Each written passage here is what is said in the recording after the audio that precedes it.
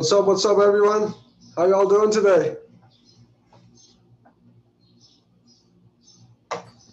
Chilling, man. How are you? Good, bro. I see those, you're rocking those glasses today, man. Thank you. I like it. I like it. How are you doing, Sabrina? Good. How are you? Good. I'm doing good. I see you, trying to get some paid papers together or something like that. Yeah. Look at you. You're already way ahead of the game. How you doing, Enrique? I'm doing good, Mo. How are you? I'm doing great, bro. Just wanted to get, break the ice, and just get to know all the recruits, man. Yeah. It's all It's always kind of weird when everybody's got their mics muted and stuff. It doesn't feel like everybody's hyped up. But what are you guys up to in your learning progress so far? Like, are you guys doing the script reviews yet? Appointments? Like, what are you guys up to? We've been all script review this morning. That's kind of just what Right. been up to. I feel like, and then we had a later sit last night. Mine went till I think like 12, or no, mine went to like 10. Wow. Were you there? Were you there in the sit as well? I was. Did you do like any of the no costs or anything? No, I was just kind of sitting there taking notes. I was muted the whole time. Right, I heard it, man. That's great, bro. You got to sit in full sitting and learn a couple of things. What about you, Enrique? What are you up to, bro? Oh yeah, in the morning we did a script review with Paul, and then yesterday I was actually in a couple sits, and I was up there for like 10:30. Look at you guys, way ahead of the game, huh? Yeah. Love to hear that, man. Were you guys able to learn something from that? Yes, to be very patient. I know, for sure, man. Sometimes they keep asking you questions. What was What's that? up? I don't know. Oh, but yeah, most definitely patience is a That's great. That's great, bro. That's great. Well, it looks like Vince is here. Sir, I'm going to give people a few minutes unless we got everybody. Do we got everybody? I think we only missing Takira, if I'm getting her name right? Yeah, I think we're just Takira, I think so, or something. I don't know. Kira. Okay. I say we're missing tequila. We don't need no tequila right now. So we're missing one person, Takira? Takira, yes, sir. Can't get the party started without that, you know it. Does anybody know where she is? Is anyone on her team that can give her a call, a text, maybe? I'll shoot her a text. Oh, I'm in her team. She sent us a group message with Marquise, and she said that she was her computer was rebooting, so she was gonna be a little late. Okay, we'll just start without her then. I'll give her a few minutes. I'll give her like till 1:05.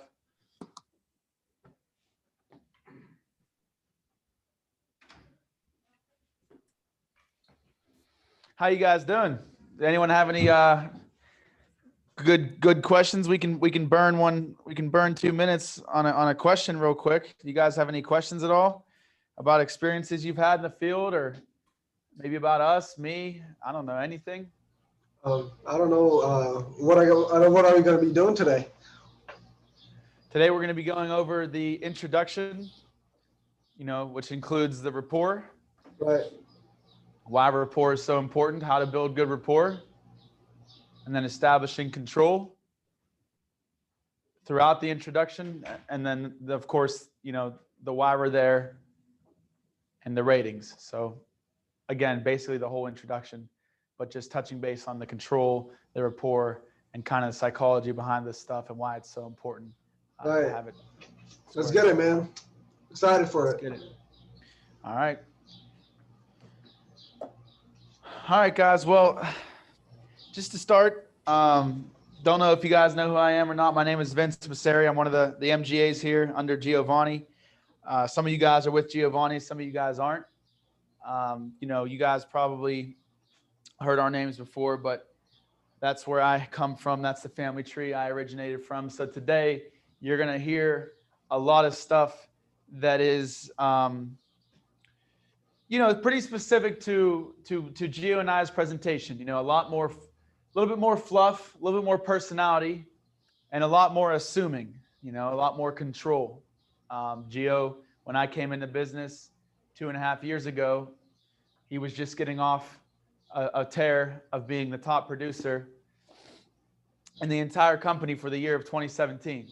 So, you know, he taught me a lot in the field, and what I learned there, I still teach today. Of course, it just needs to be tailor-made to fit the virtual presentation now.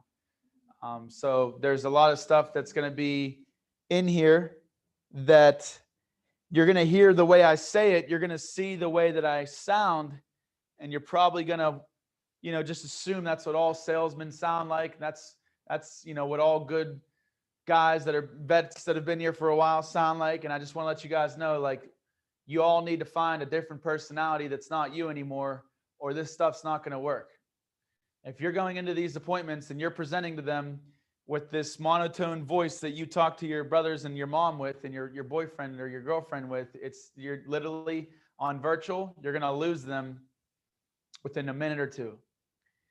So, you know, that's kind of just an example of the psychology I'm going to be touching base on today, because the first 15 minutes they're on this Zoom with you, they are forming all your opinions. They're forming all their opinions, on you, on this program, and why they're even there. So, you know, the better you do with this introduction and establishing control, credibility, and trust, the easier the rest of this presentation is going to be. I'm sure you guys have been told the example before about the upside down triangle and how rapport and control and these things in this introduction are pretty much the base level of the upside down triangle. You know, so this intro comes first, the benefits, the needs analysis, the closing comes last. Can you move that screen or change to marker? I'm sorry, what? I can't see that Can't board. see it? No problem, no problem. Let me see if I turn a light on. Really wasn't going to draw too much, but if I do draw a triangle, I want you to see it. Can you see it now or no? Okay, yeah, we'll just use a black marker. But anyway, guys, basically what I was just drawing, I'll just draw it again. Can you see that triangle better? Okay, so I was saying the intro and this control and all this stuff we're going to go over today is up here. The closing is down here, okay? You want to spend you want to give like 80% of your focus to mastering this part. Because if we flip this over and the intro's down here now, and if you guys know what a pyramid looks like, if you took out the bottom level of a pyramid, what do you think is going to happen to the rest of the presentation if you fail and mess up on the introduction? It's falling apart. Exactly. It's falling apart. It's going to be falling apart. So that's why, guys, I just want you to really, really take what I'm going to say to you guys today and just implement it at the speed of instruction, and you're going to have a better time. When you get this stuff down on the intro, that's when you start to get closing without even having to close. They just pick options. They just get it. There's no rebuttals. There's no if, and, or buts in their head about it. I don't know who Juan is, and then we got, I think I know Juan. I actually do know who Juan is. Juan and Takira, yeah, please get your videos on, or I will have to just kick you out. Thank you. So anyway, guys, we'll go ahead and get started. Does anybody in here can you guys show with your hands, raise a hands of who has actually presented in a sit to this point? Has anyone actually presented in a live sit yet? Nobody. Okay. All right. You guys obviously were doing a lot of spectating yesterday, right? Was yesterday more of an observation day for you? Have we seen a live sit yet? Yeah. Keep those hands up on the virtual. 1, 2, 3. Okay, so everybody's seen one besides my dude in the top right. Mo, you haven't seen one yet? I mean, I've seen a couple of presentations of, Matthew Hansberger, yours sets and stuff, like the recorded ones, but we weren't able to, see anybody like live, and I wasn't able to sit with somebody. Okay. Yeah.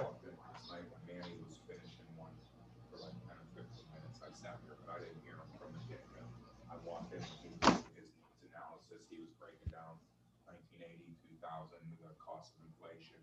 That's good. So on, but after that, I mean, I didn't. That's good. Well, that's good. That's good.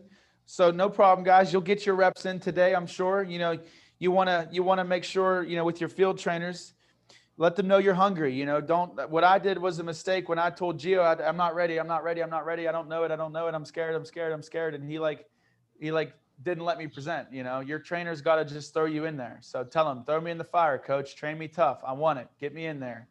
You know, you guys are here to get pushed. You guys are here to get uncomfortable. You guys are here to grow, and no pressure, no diamonds. So, you know, don't be conservative about it. You know, ask your coach, okay, can you put me in on this one? Can I try this one? You know, but no problem, guys. I'm sure you'll get your reps in today. And the first time you get into a sit, you're going to be doing what we're going to be going over. You're going to be doing the first 25%. So that's why this is working out well for you guys, whether you saw somebody yet or not. But I just want to start off, guys. We'll start off obviously with the first things first in a sit. Virtually, we're all virtual, so I'll just stick with virtual. The first thing is like the control, like getting the control on Zoom, okay?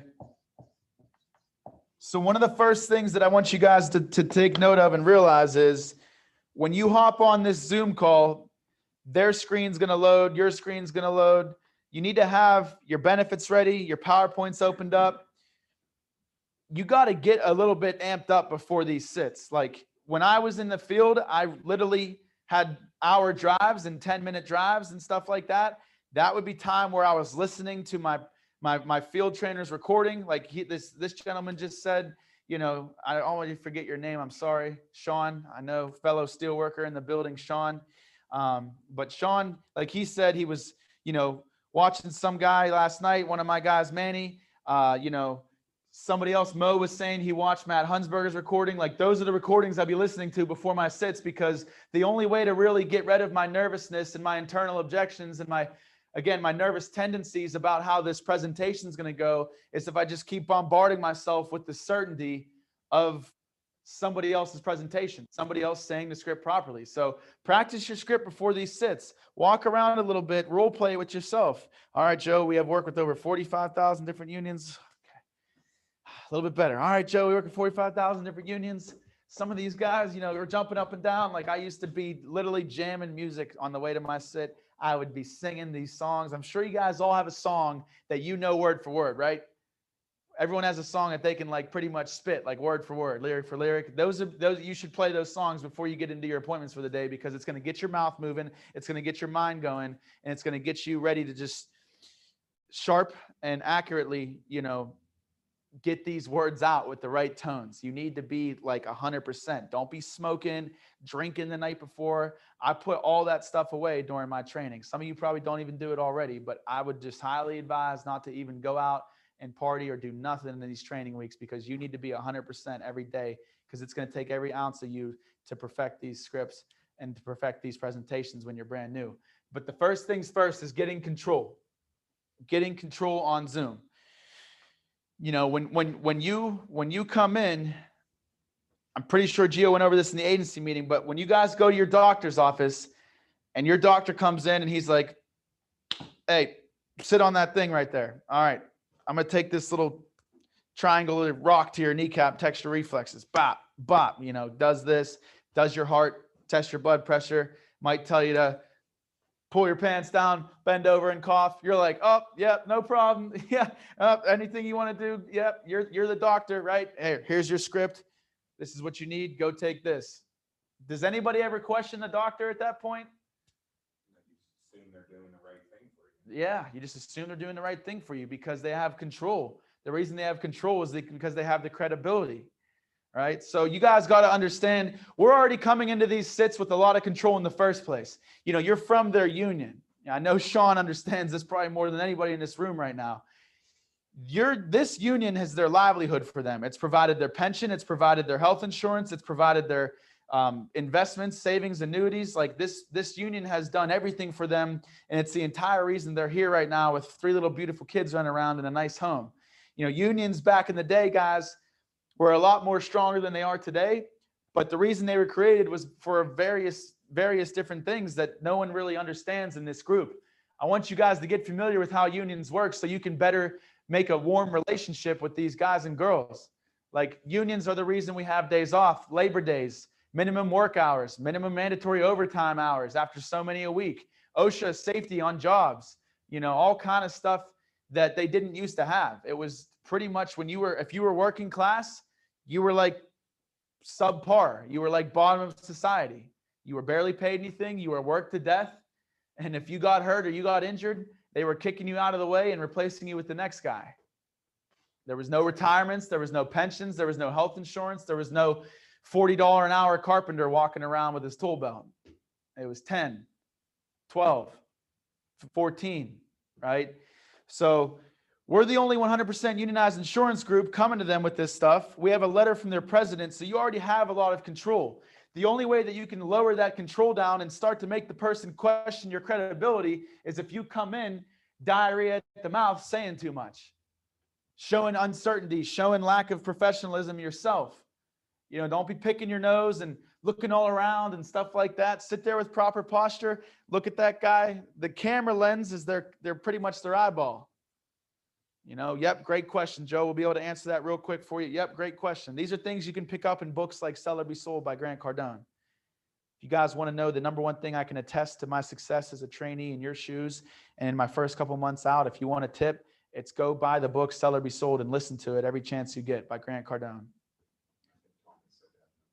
100%, 100%. That's going to get you nice and proper. But either way, guys, I'm just trying to let you know, though, the control is already high, the credibility is already high, and you need to maintain that, and you need to take emotions out of the deal. Don't worry about what they may think of you. Don't worry about if you mess up the script. They don't know your script. They don't know your script. How are they going to know if you mess it up? If you're showing it, you're stumbling, you're getting nervous, you're turning red. If you forget a certain sentence or two, let it go. Keep rolling where you got the rest of the script down, you know? So, you know, that's why we have to come in and have this control down. The first way we do this, guys, we hop on the Zoom call. Okay, if you're on Gio's team, you probably already got this burned in your head. If you're on other teams, I'm sure you have your own way of doing it, but this is how I would recommend to do it, guys, and how most of the company recommends to do it is to get on there and say, all right, guys, right when they log on, okay, can you hear me okay? Great. Can you see me okay? Great. First thing this client's wondering is who the F is this and why the F are we on Zoom right now? They're not young like us. They're really wondering what's going on. So you're going to make them feel comfortable and you're going to make them understand and you're going to provide credibility by telling them, all right, guys, you can see me, you can hear me. Okay. I just want to let you guys know for the past 70 years, oh, no, I'm sorry. Before you even do that, you say, all right, you can hear me, you can see me. You say, go ahead and grab that quality control number I had you write down on the phone. That way I know I'm going over these benefits with the right person. Now, if you guys don't have in your phone script to give a number, then just add it.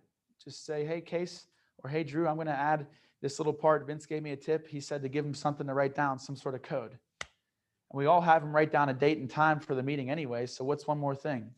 I'll even tell him, can you repeat that code back to me a little bit? That's just your ID number. Yeah, your agent number, your ID number. Yeah, JB116, LB316. I remember all mine. IA541. So get them to write down that code so that way when you hop on and they're wondering who you are and they're wondering what's going on, you flip the camera on them. No, Joe, I need to see who you are. I need to see who you are first. Not who I am. I know who I am. I have a union badge hanging from my neck and a card with your name on it with your handwriting. I know who I am. I need to know who you are. That's going to get control a little bit better. You're going to gain some control right there. They're going to get up, and if they don't have it, they're going to go walking around their whole house trying to find that piece of paper, and that's what you want them to do. That's what you want them to do. In the field, it was a lot different. Control started at the door. Hey, how you doing? Real quick, wife's home, right? Awesome. Nice to meet you. Strong handshake. Hand them your business card. Real quick, we just got to use your table. It'll make things a whole lot quicker and easier. You start walking in. You know, you don't even wait for him to let you in sometimes. You're just, wow, this guy, I can't control him. I would take my shoes off. Gio taught me to take my shoes off. And the reason why is because they're always going to tell you, no, don't take your shoes off. Don't take your shoes off. You don't got to take your shoes off. What are you going to do? You can't be controlled. So what do? You take them off anyway. Oh, no. My mom would beat my butt if I didn't. I'll just take them off. Looks like a very nice house. Right? Then you get to their table. Then you ask them to sit to the right of you because you're right-handed. And now good old Joe, who's been sitting in the same spot at this table his entire life, is now moving for you. You're helping them move stuff out of the way. You're setting up all your stuff on their table. You ask for a glass of water. You show them your schedule. You show them how busy you've been. Those are all ways in person that we would establish control. And believe me, it's awkward and it's hard. And it feels so weird at first coming out of your mouth. But you have to take your emotions out and just get this stuff out with some pride. And it's going to work. You're going to watch it work. People will be moving and making moves for you, not the other way around. I don't care how old you are. It doesn't matter. I told guys I was 29 all the time. I was 22. Right there in term and whole. I'm like, yeah, let's say you get term. Let's say you're almost 35. You're almost my age. I mean, I'm 29, so I'm almost there. And I saw them all the time. They'd be like, they'd look at each other and be like, this dude's really 29? What the hell? You know, so with that being said, guys, this is how we do it virtually. Grab that confirmation number. They go get it. They bring it back to you. Okay, JB116, perfect. So you must be Joe. You must be Mary. All right, guys. I'm Vince Masseri with American Income. Obviously, we handle some of your benefits to the Carpenters Union. Here's my local union badge. We're out of the local 277. Can you see that okay? Yep, awesome, awesome. Yeah, that's my badge from Pennsylvania. They shipped this all the way out here to handle all the guys and girls who haven't been seen like yourself. You guys that live in the state, just say you've been shipped out from another part of the state. They shipped me all the way out here from Algonquin. We've been in, get your schedule out. If it's virtual, get your virtual schedule out. If it's paper, which I prefer, get your paper schedule out. We've been all over the place. I'm glad we caught you today. They got us running around with like 8 to 11 families a day. If you don't got 8 to 11 families on your paper schedule, draw some fake names in there.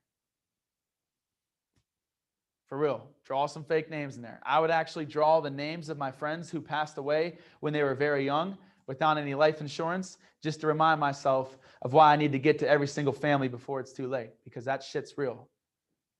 I could have got a few of my friends some insurance, and I let these silly internal objections that I'm going to try to help you guys beat today beat me and not make me get him covered properly. So I put my buddy Kyle on there, my buddy Nick on there. You got to have some pride in this. It's not all about the money. It's all about serving these families. If you can get down into this sit and you can make this sit feel like you're talking to your own grandma or mother in this appointment, you're going to have a lot better outcome with that appointment. You got to get behind it. That's what rapport is going to do. Rapport is going to strategically help you get the information that you need about them so you can start bonding with them in your head. Oh, he likes this. I like that. Yeah, he likes that. I like that. We're drawing dots. We're connecting. The better I can connect with this person during rapport, the better my presentation is going to come out, because I feel comfortable now. I feel an obligation now. Biggest mistake trainees make is flying through rapport. Oh, that's a nice home. How long have you been here? Oh, yeah, we'll go ahead and get started. No, I need to feel something. I need to ask him about his occupation so I can tell him about how I used to be a carpenter. And then we sit there, we bond over that. He knows that I'm talking about things that we would only know. You know, working man this, working man that, your mom around, your dad around. Yeah, my dad's messed up too. Yeah, my dad's heart's messed up too. Yeah, awesome. Hey, what'd you do to help your dad with his heart? Whatever it takes to get comfortable, you'll start to learn the right questions that you need to ask to make them, you know, to fully be connected with them to help you out. But, you know, after they get the letter, you'll introduce yourself. You want to act a little bit busy. Show a paper schedule where you've been. And how you're glad you caught him today. What do you think that's doing? Establishing more control, okay? Establishing that you're busy, important, and in control. And also the people who are taking part of your benefits package, that they're taking their time out to review something that's obviously important. Right. And important to them, so this has to be important to myself. Right. If everyone else is doing it, if he's running around with 8 to 11 families a day, I must be the last one. I must need caught up. That's how union members work. They're told a lot on what to do. Be here at this time, sign this card, come here and picket for this, you know, whatever. Like there's a lot of telling in unions, a lot of instructing from your union. Now, are we directly with their union? No, but are we contracted through their union to do this? Do the PR reps know that we're going to be doing this? Yeah, the PR reps know. Your guys are going to get annoyed to hell and back until they answer so we can protect them properly. The PR reps got our back. They understand. They tell these presidents that we're going to be calling to do this. They know it's about getting them insurance. They know the whole deal. So there's nothing to feel bad about. There's nothing to hide. But that's not going to come easy for you guys. You got to get the reps. Got to get the reps. Every rep, you should get more comfortable. But basically, guys, After you introduce yourself, show them how busy you are. Just remember those 3 words: busy, important, and control. Keep telling yourself that on the way up to the door, on the way into the sit. Get yourself amped up, like I said. Introduce yourself, show them how busy you are, and then say, then you go into rapport. That's it. I'm Vince. I'm here to take care of you today. But hey, real quick, while I get some of your information punched in, I wanted to ask, that looks like a lovely home. How long have you lived there? Act like you're typing. Act like you're doing something. Flip through a folder, flip through a piece of paper. Do not sit there and say you're all this busy, you're all this important, urgent, and in control, and then sit there with your hands in your lap and talk. And not only talk, but when you guys are brand new, you guys are going to ask some awkward ass questions. Oh, it's a nice home. How long have you guys lived there? Oh, is your brother around? Oh, how many kids you got? You're going to be like, what the hell is this person asking about? Like, is he going to come like take my kids? You know what I mean? So it's got to be strategic, and we're going to go over that next. But that's when you start. That's when I use eApp. I'm typing their name into eApp. I'm sharing my screen. Please get comfortable with computer systems. Like, I drag one window all the way to the right, it's going to split on half my screen. I drag eApp all the way to the left, it's going to split on the other half of the screen. Now I can see Joe's eApp and Joe's face, and I'm going to type this in while I'm presenting to him because I want to watch his eyes. I want to watch Mary and Joe, make sure they're not getting up or talking to each other or muting up or making any weird. I want to see them. We lose a lot of people in the virtual world because they can't hear us or see us okay. If they're on a phone, try everything you can to get them to a tablet or a laptop. I don't care if their daughter's got to pull out her laptop from college. Phone, you're small, your screen, your speaker, you're barely heard. It's going to overheat. It's going to turn off.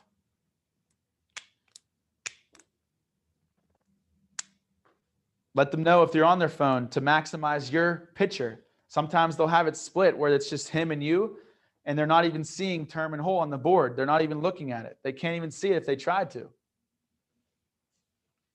Hey, Joe, did you know you could double click on my picture to make me full screen? Yep, there you go. Do you see my big ugly face now? Great. Yep. Also, Joe, on iPhones and stuff, you can pinch zoom. You can zoom in. Can you see the board? Can you see your options? Can you still hear me okay? Can you still see me okay? Further establishing credibility and control. You're serious about what you're doing here. It's going to transfer into them. Sales is a transfer of belief. So getting into rapport, guys. Nice home. How long have you guys lived here? Let's see who knows the next one. Who knows the next one? Raise your hand. Guys should all know this. Please don't be shy. Oh, we got somebody. Sabrina. Yes, ma'am. Do you have a big family? Do you have kids, children of your own? Aunts, uncles? Okay, good. So nice home. How long have you lived there? Okay, great. Now, how would one of you transition? If I asked you guys, you wouldn't just say nice home. How long have you lived there? And then they say 20 years. What would you say next? Oh, do you have any brothers or sisters or a big family in the area? I'm living in my area now for about 15 years.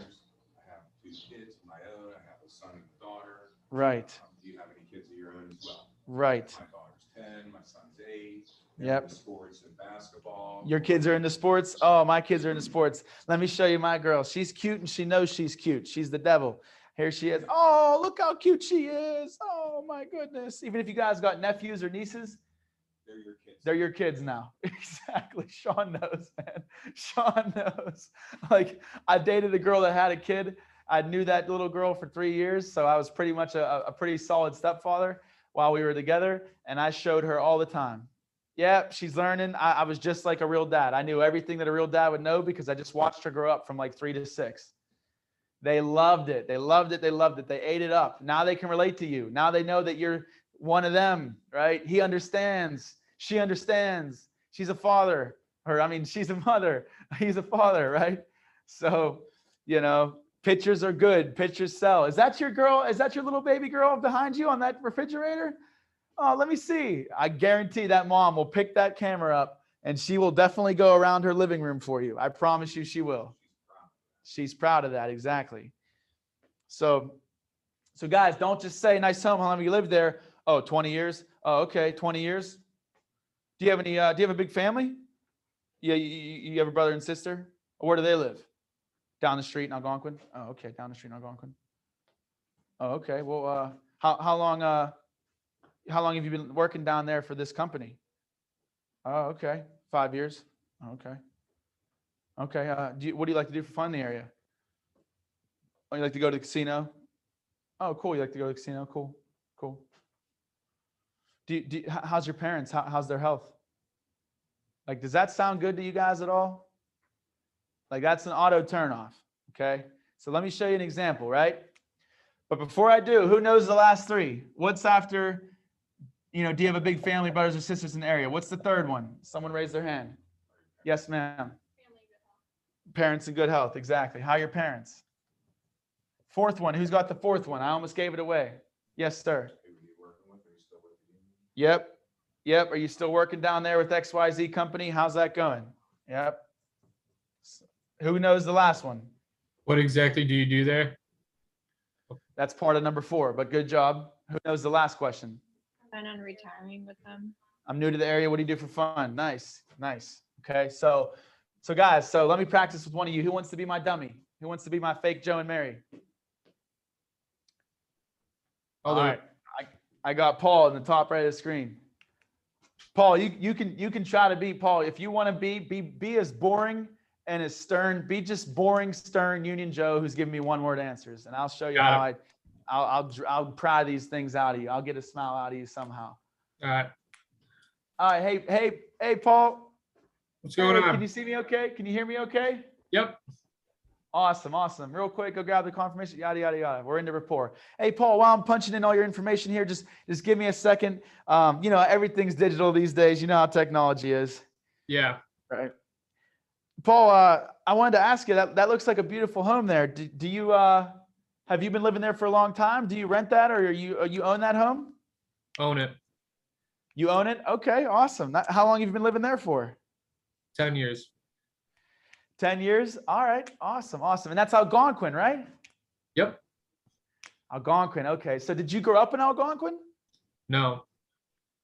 No, you didn't? Where'd you grow up, my man? Glenview.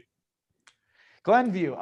Glenview. That's where you guys are like your own little city up there, away from all the bad down there in Chicago, right?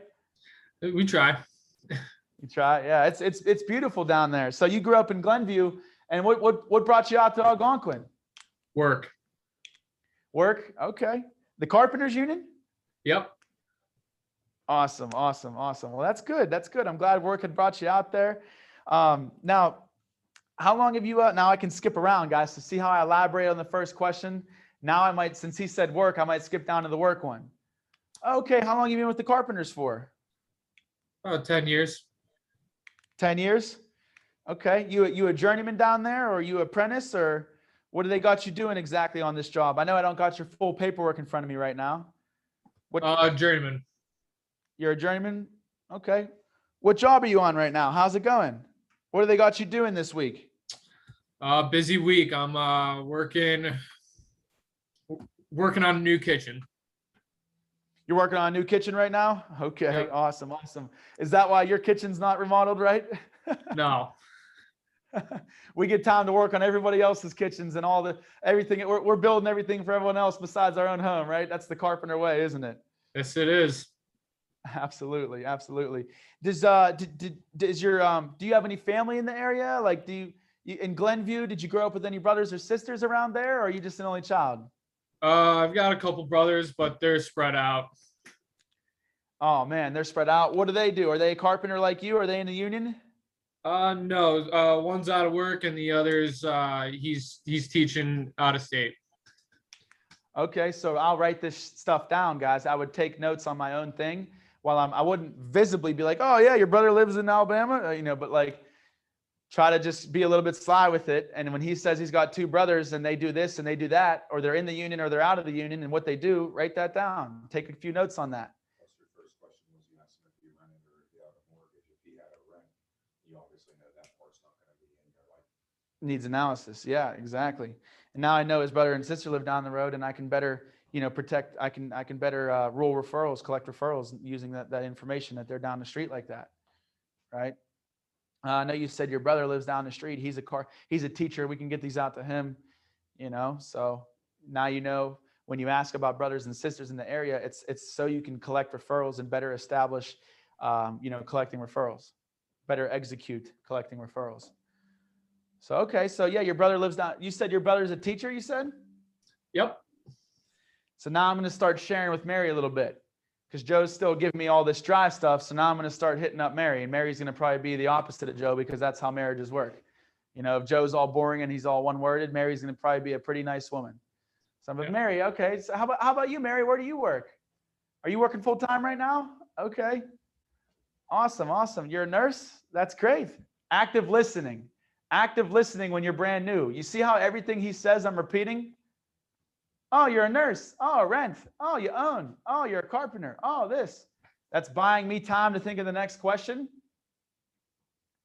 And it's also making sure I really burn this into my head, because I don't want to forget. When you're brand new, sometimes you're so worried about what you're going to say, you're asking these questions for no damn reason almost. And then you go asking the same question later on in the script. You're like, where do you work again? He's like, what do you mean?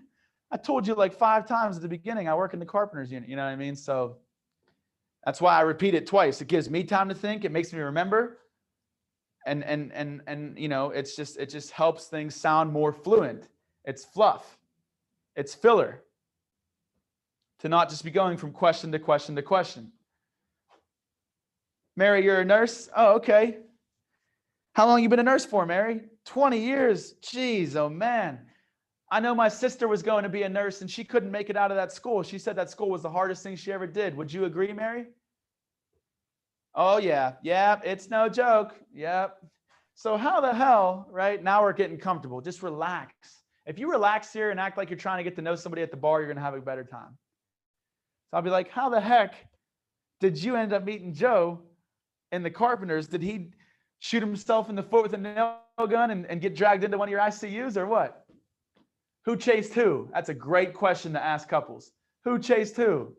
He's going to go, especially these blue collar guys.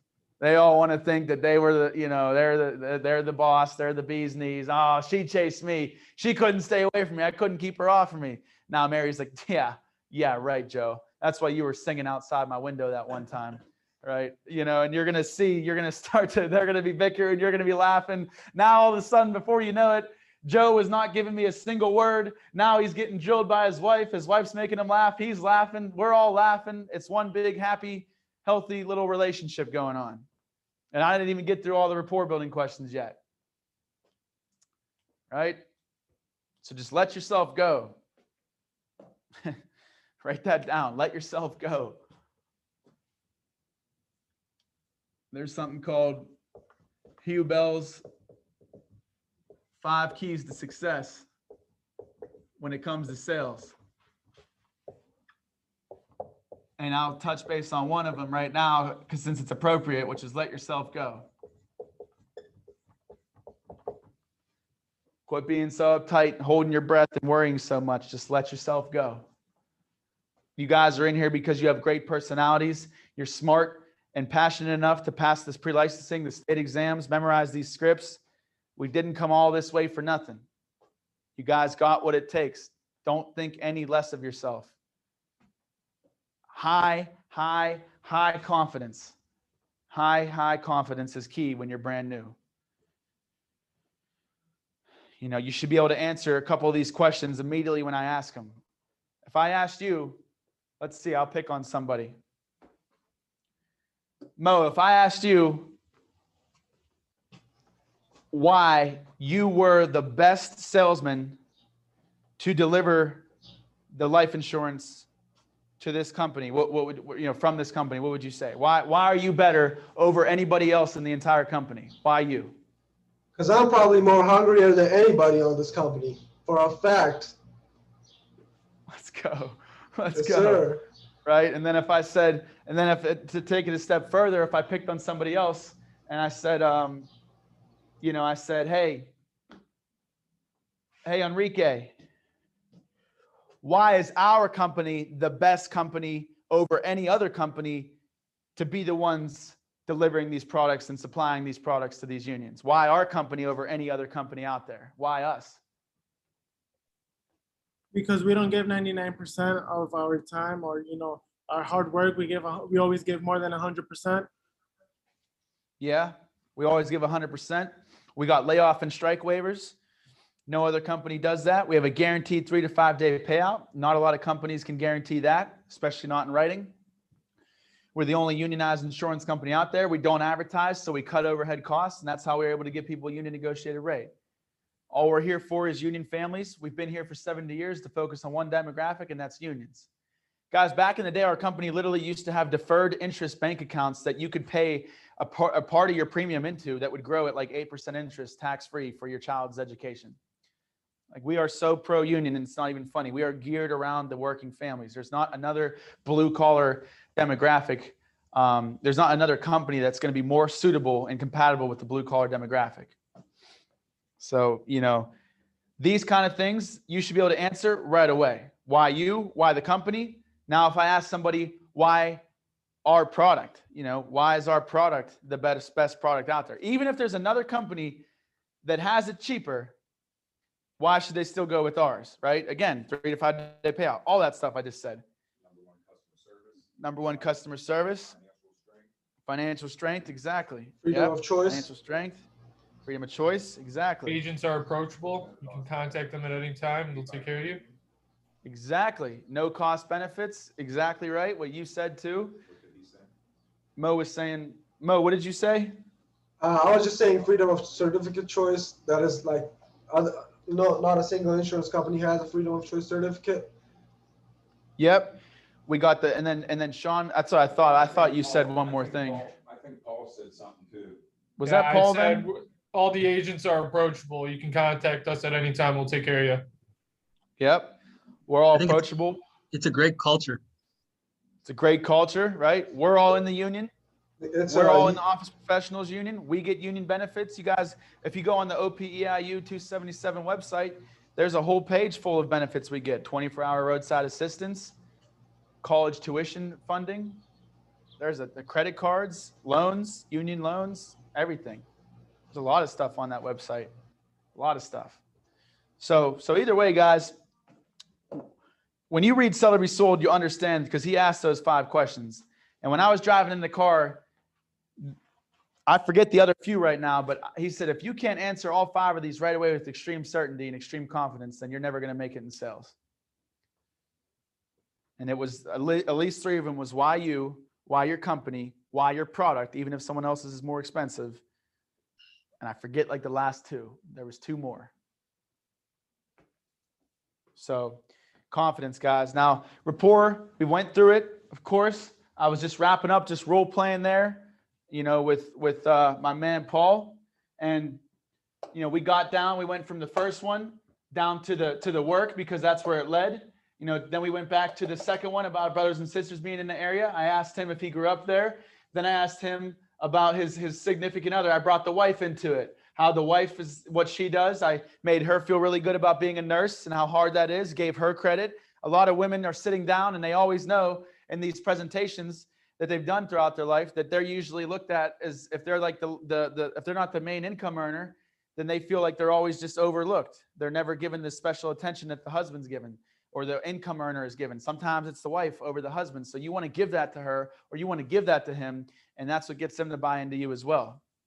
Just all these little things that just make you seem like some saint, salt of the earth, here for nothing but care, genuineness. Then I'd bounce back here, Paul, and I would say, okay, you guys met there. They all got done ripping each other apart about who chased who. And I'd be like, hey, Paul, I'd be like, I know you said that you grew up in Algonquin and you got some brothers and sisters in the area. Are your parents around that area too? Oh, they are? Okay. How are they doing? How's their health during this whole crazy pandemic? They doing good? Lead the conversation. They doing good? I know you said you grew up around here. How are your parents? Did they grow up around here? Lead it. Don't just wait for it. That's going to provide control. Silence will kill everything. Then I'll jump back down to, you know, how long he's been down. He already told me he's been working down there. He's working on the kitchen. So I'll jump right down into, oh man, okay, that's great. You get to see your mom and dad. Yeah, I know my mom's getting up there in age. She had breast cancer a few years ago. So I can definitely understand where you're coming from. I'm going to be saying prayers tonight for you, my man. I appreciate you sharing that with me. Well, I guess on a lighter note, guys, I'm almost finished punching your information. I know you said you grew up in Glenview or Algonquin, but now you're in Glenview. What I'm curious. I just moved out here not too long ago. What's there to do in Glenview for fun? What do you guys like to do for fun around there? All right. So does anybody have any questions on the rapport building? Because at that point, I've made them laugh. I made them, jump down each other's throats for fun and joke around about how they met. That's what you're doing with the house too. You're making, how long have you lived there? Did you grow up here? Oh, that's great. You have a family. Oh, that's awesome. Mary, you're a nurse. Joe, you're a hardworking working man. Wow, that kitchen looks great. Wow, that deck out back looks great. You have a pool there too?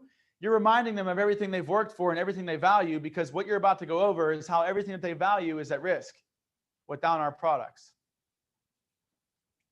So you want to not only build trust and build a connection and rapport, but you also want to just get them pumped up and hyped up about themselves. You want to butter them up for their accomplishments, what they've done, the relationship. They feel good about themselves. They feel good about what they've done. And now you're going to show all that good and everything they've done is at risk without our products. It's very strategic. Anyone have any questions on rapport? I was just gonna say, the way you explained it was really well, because when I first came in, everybody was just like script, and the script is like you have to follow the form, like family, occupation, and recreation, and me. And that would just always confuse me, because they would just start talking about their occupation. I'm like, shoot, I'm supposed to be talking about family right now because it's the first F. You know what I mean? Then later on, I was like, shoot, you don't even have to follow the form. You just get to know them like you just met somebody at a party. Just easy as that. Yeah, exactly, brother. You're spot on, Mo. And then you can go right back to those questions still. Exactly. Like, as long as you cover those things, that's the important thing. Same thing with the presentation. If someone at the beginning is like, we want to buy insurance, like we want some right now, like we want to see the rates, you know what I mean? And you're like, oh God, I gotta stick to the script though. I can't talk about those yet. It's like, no, right. you can still say, hey, Mary, I tell you what, there are additional benefits available. Like we said before, you have to qualify for them. I don't know if you can, but we'll go over that at the end. There's a needs analysis that will determine exactly what you need, and it will show you the rates that you qualify for. Because right now, I don't even know if you can. Right. Well, what are these no-cost benefits? And then, a rookie agent, oh, I can't move forward. Oh, we'll get into that soon. We'll get into that later. You keep telling them, we'll get into that later. They're going to be like, what's he hiding? So you can break off script. Hey, well, all right, real quick. Don't take too long. But hey, one of them is a discount card. It provides up to 8% off out-of-pocket expenses. I know you got health insurance through work. This is designed to go above and beyond it. Well, another one's a child safety kit. We work with the police. They give us those at no cost. Since we handle their benefits too, furthering our credibility. Since we handle their benefits too, they give us those at no cost. Then there's a little last will and testament in there for you. And then your no cost insurance. Those are the 4 no cost benefits. Does that make sense? I always want to say, does that make sense? I don't really want to move on at any point of the presentation until I've thoroughly answered the question they're asking me. At least enough where I can tell them I will answer it better later, because that's what makes people feel like they're not being heard, they're not being listened to, and it's salesy. It's a salesy vibe. Yes, Right. Paul. So yesterday when I was watching Christina, she was holding up like little pamphlets of each of the different benefits as she moved like from one to the other. Would you recommend doing that, or is that kind of just based on personal preference? So she had the discount card pamphlet in her hand and like the Yeah, freedom she of would choice like hold pamphlet. it up, kind of flip it, and then put it down, and then explain it herself. Because I mean, it's not like the easiest thing to see in the world, but I mean, it was still something she was holding up to show that it was. Yeah. So when I first started in the virtual world, I was trying my best to do exactly what I did in person in the sit on the computer, and I would hold the pamphlet up. And can I borrow your pen and this packet here? Sure. So I would hold the pamphlet up because I have a nice camera. It's actually the one that's on here right now, right? So, I'm pretty skilled at like reading upside down. I've been doing this for a little bit, but I'd be like, it saves you this much. It does this. It does this. But you can't be someone that's like, it does that. And then here, and then does that make sense? Oh, and then one more thing right there. Does that make sense? Like Yeah, so if you're gonna hold it up and go through it, you got to be good at it. You got to be. You got to remember, like, everything's got to look professional. Yeah. Like photography class, like you can see this whiteboard right now.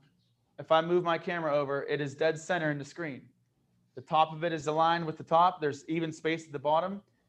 And honestly, when I'm presenting, I might move it over like this.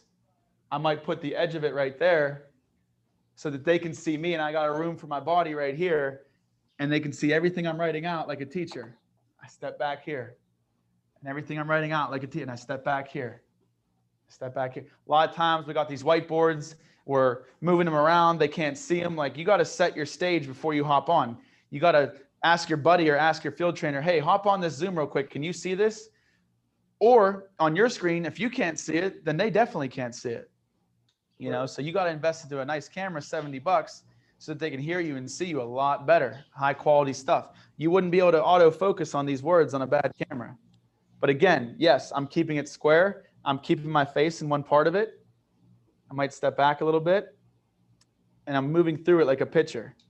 Ba, ba, ba, ba, ba, da, da, da, da, da, da. You know, so you can do that. Right. Now, I don't anymore. Personally, I like to be a little bit more duplicatable. And there's an AIL Plus discount card PowerPoint that I just taught my guys, you know, what slide to show here, and then you unshare back to your big face. Then you share again, you show one slide, you unshare back to your big face. So I like to use the discount card PowerPoint. Freedom of choice, I do hold up. WillKit, I do use the PowerPoint because it actually blows up each section for me.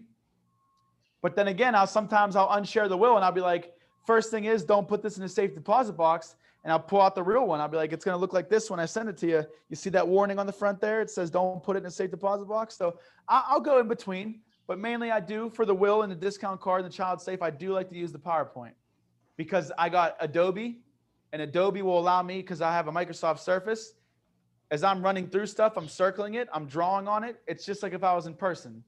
You know, this is able to provide you 60% off out-of-pocket expenses. If you needed a live agent support, you go right here. You know, so I like to use the PowerPoints, and the PowerPoints all have a built-in laser pointer, even if it's the free version of Microsoft Office. In the bottom left corner of the PowerPoint, there's tools. One of them's a laser pointer. So with my mouse, even if you don't got a fancy touchscreen laptop, use your mouse. You know, draw highlighting notes with your mouse. Buy $60. You know, get $60 set aside for Microsoft Office so you can have all the features on the PowerPoint. If you have all the features, you can highlight, you can draw, you know, so don't like, you know, when you're sharing the letter of explanation, I run my highlighter through each sentence I'm reading because that's getting them to stay engaged. Just like when I was in person, I would have a paper and I'd be drawing on it. 15% of your dues, 20% of this discount card. I would draw all over their discount card. And I'd watch their eyes too. And I knew how good I was doing because they'd still be paying attention. And I knew my voice wasn't going up and down enough when they were not paying attention. I'd raise my voice because I saw them looking away. 80% right here, Mary. You still with me, guys? Can you still hear me okay? Okay, so right there, this, that, and the other. And I knew I was doing well when I'd put my hand over something, and Mary's face would be like this. Like my hand blocked her sight of view. She'd be trying to get her eyes around my hand like it's gonna work. You know, that's when you know you're doing well. You're drawing term and whole, you're drawing out your needs, and your hand covers a certain part of the needs, and she's like so inclined and listening. She's like, oh God, move your hand, you know, where'd that part go? So yeah, I do both a little bit there, bud, if that helps you out, Paul. Hey, Vince, just a quick question. Today I was doing like script review with my man Sean, you know, and when he was going through a script, he was like, oh, do you have any questions about like let's just say he went through child safety. He was like, do you have questions about that? And then he went over like WillKit, and you know, I listened to some of the. Are you familiar with Zig Ziglar at all? Zig Ziglar, you know, he says not to fish for more, you know, rebuttals. So I told him, you know, maybe not ask them questions, like just ask them, did you guys get that? You know, okay, then move on, keep the ball rolling instead of being like, any questions about that? Because he did that, and you know, one of our other, you know, practicing person said, oh, what is freedom of choice? Then he had to jump all the way down, you know, and all that. So I was wondering if that's something I should be doing, like asking people, oh, any other questions about that? How, you know, is there some confusion, or like, should I be doing that, or just keep the ball rolling like that? I don't know. That's a great question. So, you know, with With the discount card, you know, I go over 3 areas: prescription, dental, and vision. Right. And I have a very strategic way of doing it because, like, first I'll start with vision. I'll be like, you know, we work with, it's the same thing every time. Vision's gonna, you know, I'll introduce it like this. I'll say, now vision guys, you know how if you had vision insurance through work, they would always cover 1 free pair of glasses a year or up to so much out of pocket a year, and then you're paying for the rest if you break your glasses? And they go, yeah. So I always go over vision first because it's gonna really establish what this discount card is gonna do. Because if I don't go over vision like that, they're going to be asking me all throughout the discount card, well, what if I use my health insurance for this? Would it cover this? Well, what if I use this for this? Would it cover this? So our presentation is designed to proactively eliminate rebuttals. So that's why I say that, you know how the rest will be out of pocket? Right. That's where this card will come into play to save you up to 60% off prescription glasses, eye exams, laser surgery. We work with over 36,000 different providers. Some of the major chains are ProVision, Sears, Target, LensCrafters, America's Best. And you can use this as many times as you guys need to. It's good for everybody in the household. All you got to do is go over to this My Wallet part of your app, show them the My Wallet, and receive your discounts. So right there, after introducing the discount card and going into vision, how many questions do you think I proactively answered by saying, here's how it works. It's going to work on this out-of-pocket stuff that your health insurance doesn't cover, not co-pays. Here's how many providers. Here's the things that we'll cover. Their next question will be, well, where does it work and how do I get it to work? Works with these major chains. Here's how you get to work. You show your My Wallet part. Well, how do I know what providers are in the area? Well, there's a button right here in the My Wallet section as well that says located provider. You just click on the area you want to save on, and all the providers who work within your area will pop up. We'll go, oh. Right, so now I shouldn't get a single question for the rest of the discount card on how it works, how I know who the providers are, where to take it, or what it covers exactly. Because each time, even though I just went over that, I'm still going to say, Mo, that was everything I wanted to go over. That was everything that the vision plan has to offer. Do you have any questions left on the vision? On the eye care plan. Gotcha. Right. Because now I don't just want to move forward when they still have questions. People are shy. People are nervous. A lot of them don't go and ask you the questions. They hold them in, and that's hurting you. That's what gets you. I want to think about it at the end. So am I doing wrong by asking them, hey, do you have any other questions about the child safety kit? No. This kit provides 5 bases of information. No, it's good. Information, general scars, child's description, Mhm. DNA sample you can keep in a fridge or Mhm. freezer for a year, Mhm. and ink, fingerprinting, Yep. 3 years. If you need another kit, you're more than welcome to call the office. If the office doesn't return your call, reach out to your agent, and I'll get you some kits out to you. Mhm. You know, is there any questions that you have to ask about that, or do you think I covered it all for you? Exactly. That's how. Exactly. Yeah. Awesome, man. That's the reason why I brought this up today, because you know, I was feeling weird about it. I was like, you know, technically them asking questions is good, but did I tell him the right thing or not? Because I was listening to Zig Ziglar, and he says some of the salesmen are just fishing for more and more questions. You know, oh, just hit me with another one. I answered this one, hit me with another one. You know, and I was just thinking, like, maybe we should not be asking so many questions, because we basically answered everything, and at the end we could just say, oh, you guys realize how important this is and how this can save you a lot of money, right? And they're probably going to say, yeah, and then move on. You know what I mean? So that's what I was the confusion, but that's it. Zig Ziglar, it depends on what you're selling. You know what I mean? Like with this stuff, it's a one-stop shop. We got one chance to get it done. Right. And you know, honestly, if we don't get it done with them right there, you know, someone that's going to be able to explain things more clearly and answer their questions better and make them feel more certain is going to get that sale instead. And it's not going to be you. It's going to be Jake from State Farm. He's going to provide him with a worse product, a worse service with a worse company, and you're actually hurting them. So, you know, with this, Right. It's a little bit better to ask questions, but not after everything, you know, like I wouldn't be like, do you have any questions on how to do fingerprints for your child safe kid? I wouldn't say stuff like that. Right. Like, do you have any questions on how to go to the app store and download the app for the AIL Plus card? Like I wouldn't. So that's time to ask some questions After you went through it, right. The whole kit. So I think I went over the kit very well with you today. Mhm. Are there any questions that you may have that I didn't go over? Mm-hmm. Yep.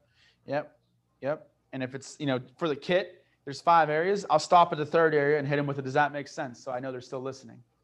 I don't want to rant for too long, especially monotone. If you're ranting for too long, you're going to lose people. So I'll stop in the third area on the child safe. Does that make sense? Do you have any questions? Is this making sense so far? Okay. Can you see why they set this up? Yeah, great. All right. Last three areas are this, that, and the other. All right. So questions are good. But yeah, you want to proactively beat them by giving a good description first, so you can tell them all these things up front and not have to waste time, precious time, answering them all. But you don't want to fish for them. That's for sure. You just want to ask, does that make sense? And if you have any questions, only on things that you went over. You don't want to be fishing for ones that are just out of the way. That's for sure. That's a great question though. So does anyone else have questions on rapport? All right. So what if you really can't see the house? You're basically, I mean, you don't know what the outside looks like. You don't know anything. You're just assuming that they have a nice house. But I mean, that's kind of hard on Zoom, because if you have them in the kitchen, or if you have them both in one designated spot where they're not going to see a lot of their house, you know what I mean? You can start with, hey, that's a nice size room there. You must be in your kitchen. Looks like you just updated it. Yeah, I mean, honestly, that's a great question, Sean, but I honestly just like, I used to overthink things like that, and I would just chalk that up to just, I wouldn't overthink it too much. You know what I mean? Like even if you can't see a single thing about the house, just tell them anyway. Oh, that seems like a nice home. How long have you guys lived there? Do you rent or own? Oh, you just rent? Okay. You guys doing any work on the house? I see you're in the living room there. You can start saying what you said. Oh, it's a nice big TV. That's cool. Yeah, awesome. How long have you been living there? You know, you could just get that out of the way. Either any way you can. Yeah, exactly. Yeah. The house one is just going to show they're stable and they bought a home, and they're already taking the right steps to be a proper family member by owning a home and protecting their family with the house. And of course, like, renters are going to be probably less. Yeah, right. I have a question on report. Right. Yes. So how long, especially in the beginning, how long do you think is too long building on rapport? Like, especially like if you guys are like going back and forth and it's like really good, but you obviously still have the rest of the presentation to go through. Yeah. So some people, great question. So some people are going to take you and love you, and they're going to try to talk all day. Some people they haven't been talked to in 8 months. They're loving it. They're going to just keep showing you stuff, keep talking to you. And it's really hard as a new agent to cut them off, because you don't know how to without you think you're going to hurt their feelings. But honestly, it just makes you seem more professional, more busy and important and in control. So if someone starts to really be going crazy and we're talking all kind of rapport, and we're talking, I'll let all the things, get out of the way that I need to hear about them to feel comfortable and connect those dots. Like I said, like, I'll hit on these areas and I'll get them to love me and learn about me a little bit, and I'll get them laughing. But like, once those few essentials are down, they've talked back to you, they've started building stories and asking you questions. You've hit the 5 questions yourself. We're laughing, we're smiling. If that's all happened and they're trying to take it a step further and it's beyond 15, 20 minutes, that's when I would cut it off. That's when I'd cut it off. All right, Joe, I'm sure I appreciate you showing me all those pictures of your dogs. We're going to have to get together sometime when I'm done working in service in this area. I know they're sending me to Indiana tomorrow, but I'll be back here someday, and maybe I can stop by next time and I can check out all the stuff you're telling me about. But I tell you what, Joe, I know I'll talk all day. If you don't stop me, I will talk all day. And I do have 8 to 11 members to get to right after you. And they're going to be thinking, oh, sorry. No, go ahead. You're right. They're going to be like feeling bad. So because I'm smiling though. Delivery and touch, the touch and delivery is key. When I say abrasive things, I'm smiling really big. I know I'll probably talk all day. I'd love to come see those dogs. I appreciate you showing me and sharing me all that personal stuff about your mom. And like I said, she'll be in my prayers. Wrap it up, conclude what they were going out of their way to show you. That way they don't feel completely disrespected. And then say, no, but I just want to go ahead and get started. That way I'm not doing a disservice to my families waiting on me. I did mention, like I mentioned before, I got 8 to 11 families right after you. So I'll go ahead and get started, guys. But You seem like a great woman. I could probably talk to you all day. I really like the area that you're in down there in Springfield. You guys just seem more country, laid back, family oriented. Yeah, we are. Yeah. I'll tell you, I really am enjoying this appointment more than my ones in the city, but I'll go ahead and get started, Mary. Do you remember filling out this 3x5 yellow card?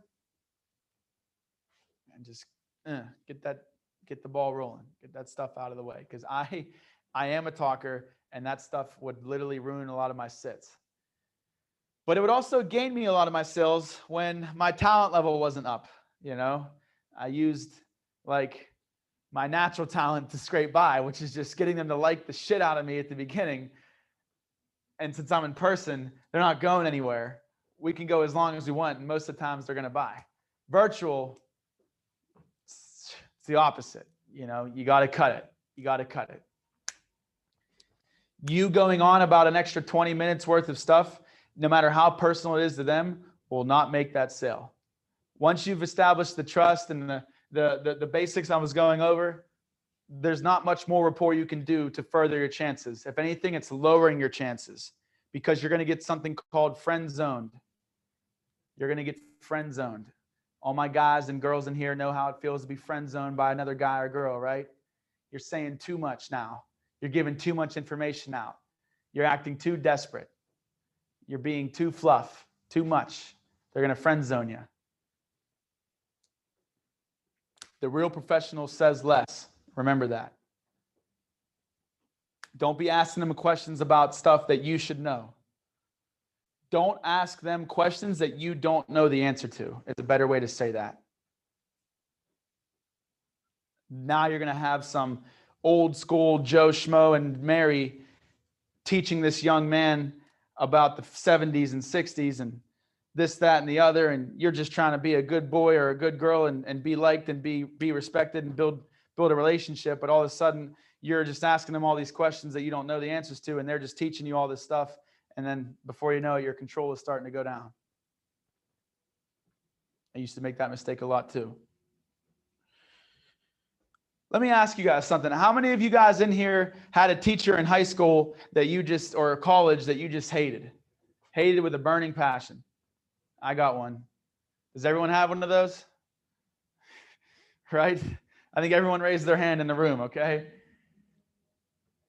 Do you think these like fundamental things that we just went over, the like getting comfortable, establishing trust and credibility, how do you think the teacher that you hated did in this area with you and her personally, or you and him personally? Would you say their personal relationship with you was built and was done this way? You know, would you say that they would excel in their rapport building with you? The ones that you hated, you probably barely talked to them, right? Man, I don't know about other teachers, but my teacher used all this stuff against me, man. Exactly. So here's the thing though. The teachers that you typically aren't liking a lot are the ones that aren't really going out of their way to build a personal relationship a lot. They're coming in, sit down, shut up. Today we're going to learn about algebra. Bam, bam, bam, bam, bam. Does that make sense? Y'all be damned if you ask a single question because I'm going to give you a smart ass remark, right? You're like, you don't even want to ask a question. You don't even want to seem stupid. You just want to like, just pretend you're there and get the F out of there. That's how some of you guys are going to make these clients feel if we don't hit this stuff. Now let's flip the script real quick. How many of you guys had a teacher you absolutely loved and you know, he or she was just the man? Yeah, right? How did they do with this kind of stuff? Mm-hmm. They always went out of the way, helped new students, interacted with you, asked you how your personal life was, asked you why you were late, what they can do to help you not be late. They gave you personal advice. They were maybe been your football coach after class. Even if you've seen them outside of school, they still showed you attention. Mm-hmm. Fun and energetic as well. A lot more energetic as well, right? Exactly right. That's exactly what I was about to get at. The ones that we didn't really listen to too much, guess what? The ones that we don't like are the ones that we barely listen to. And they're also the ones we didn't learn jack squat in their class. And they always the ones that we liked were more energetic. They had a stronger relationship with you. They made class fun. They would talk a certain way. Like my teacher, Mr. Campeggio, I learned more about astronomy than any other. Like I learned all about the world, space, aliens, extraterrestrial stuff, things like that, because he was just the man. He was just really cool. He'd come in, come on, Messeri, don't be late. I know you're better than that. How you doing after class? How's this? How's that? How are you? This, that, and the other, right? He was just someone that I liked a lot. So when he talked, I tended to hear him a lot better. I perceived his words a lot better. They stuck with me. They came from a level of care and respect, not from a level of just dictatorship, right? So that's the difference, guys. You got to be like that teacher. You got to establish this important relationship, or they're just going to think you're just, here's your discount card. Here's your will. Here's this. Oh, now we're going into term and whole all of a sudden. Oh, gosh, look at him, Mary. I knew this was a sales pitch. Now he's going over different types of life insurance. You know what I mean? But if they like you, he's like, oh, this guy, Mary, this is great. He's really helping us out today. This is good, right? So rapport is important, guys. The last thing we're going to go over besides rapport, obviously we went over control a little bit as well. Control, rapport, and the last thing we're going to touch base on, guys. Can I ask a question? Is going to be the kind of like the why we're there in the ratings. Yes, sir. Whoever that was. I'm sorry to interrupt. I was just wondering, was it hard for you to learn the script? I meant to ask. Yeah. Yes, it was very hard for me to learn the script. Do you have any tips or anything? My tips were, if I had to give you some tips about learning the script, it would just be to, while others are, relaxing and calling off and quitting and playing video games and messing around at home, I was still with my supervising agent, Gio, at his house at 11 at night after the field, walking around in front of his couch. There wasn't even a script back then. There was one, but Gio had a whole different one that wasn't on paper. So I learned one halfway through, barely even learned it. He started me anyway without even learning it. Biggest mistake ever. And then as he went on, I'm like, this dude's not even saying the script right now. I'm like, holy hell, I had it pretty tough. So at night, I kept promising him I was going to go home and get it done and study it, but I would never be able to zone in. I would hang out with my girlfriend. It would be 11 at night. We'd fall asleep, pass out. I was so tired. I'd wake up the next morning, had no more figured out about the script than I did the day before. So when he presented a lot, because I didn't know the script, I would record him and take notes a lot. And when I saw him do things that were like really impressive, I would note at what time the recording was at, when he beat this guy on term, or when he beat this guy on this question, or when this guy drilled him about why we're there and what Gio said. I'd mark them all down. I ended up hearing him so much in these recordings that a lot of times when I was on my own and I'd forget what to say, I would literally just visualize his, you know how Gio is. He's just flamboyant as all hell, I would literally visualize the part that he was going over, and I would, just be able to just pick it up and spit it out as best as I could, sounding like him. So I guess what I'm saying is I would stay after with him because I knew I wasn't going to get it done at home. And I would just walk around and I would take it paragraph by paragraph with him, paragraph by paragraph. He would tell me when to be high with it, when to be low with it, when to be serious with it. And we would cut just like a movie. Cut, try it again. Cut, try it again. Cut. I'd be like, I'd be up there cussing in his living room, throwing stuff around. I'm like, all right, Joe, Mary, there you go. That's better, Vince. Thank God. All right, got that part. All right, now the next part. Okay, this part, right? So just paragraph by paragraph, section by section. Don't move on to the next part of the next paragraph until you were able to put your script down and say this paragraph without looking at it. So having a partner there to help you with that, who's holding it in their hand while you're holding one in your hand and you're trying to put it down and look at it, get prepped up, put it down and give it a shot. Look at it, get prepped up, put it down and give it a shot. Don't go forward until you've mastered the previous paragraph without looking at the script once. and then just listen to the recordings over and over and over again. Practice in the mirror. Record yourself on Zoom. 9 to 11, most of you should be in script review and stuff. Ask questions.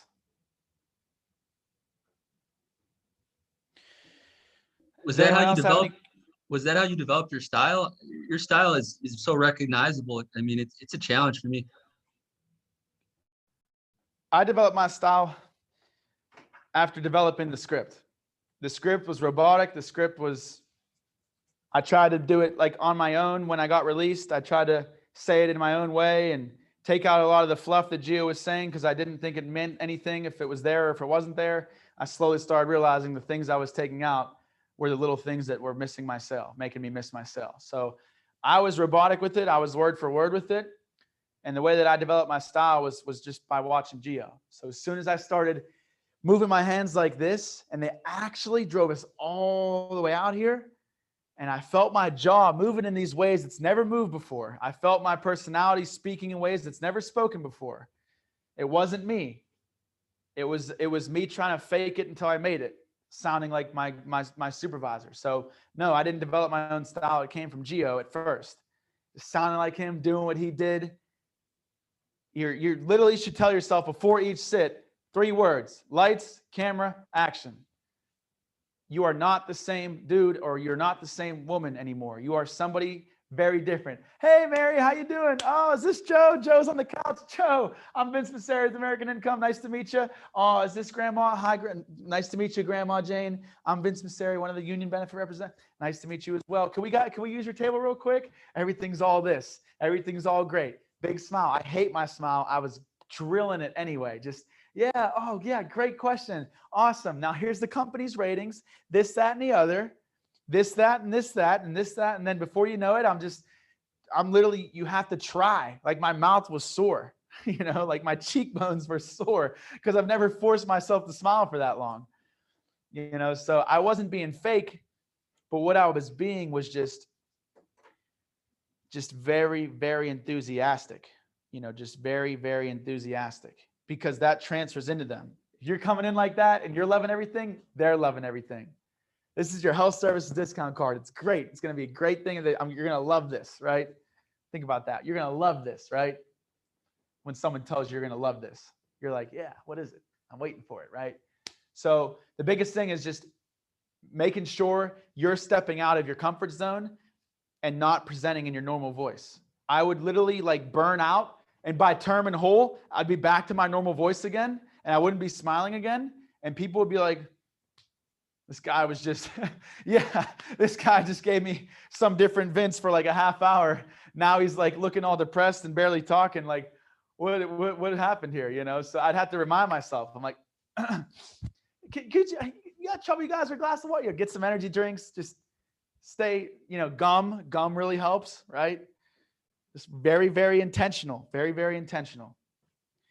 But then after my first 100 presentations or so, it started to become apparent to me why Gio would do the things he would, why my trainer would do this here, and the psychology behind the entire appointment altogether was mastered, nearly mastered. I was understanding everything because I failed so many times.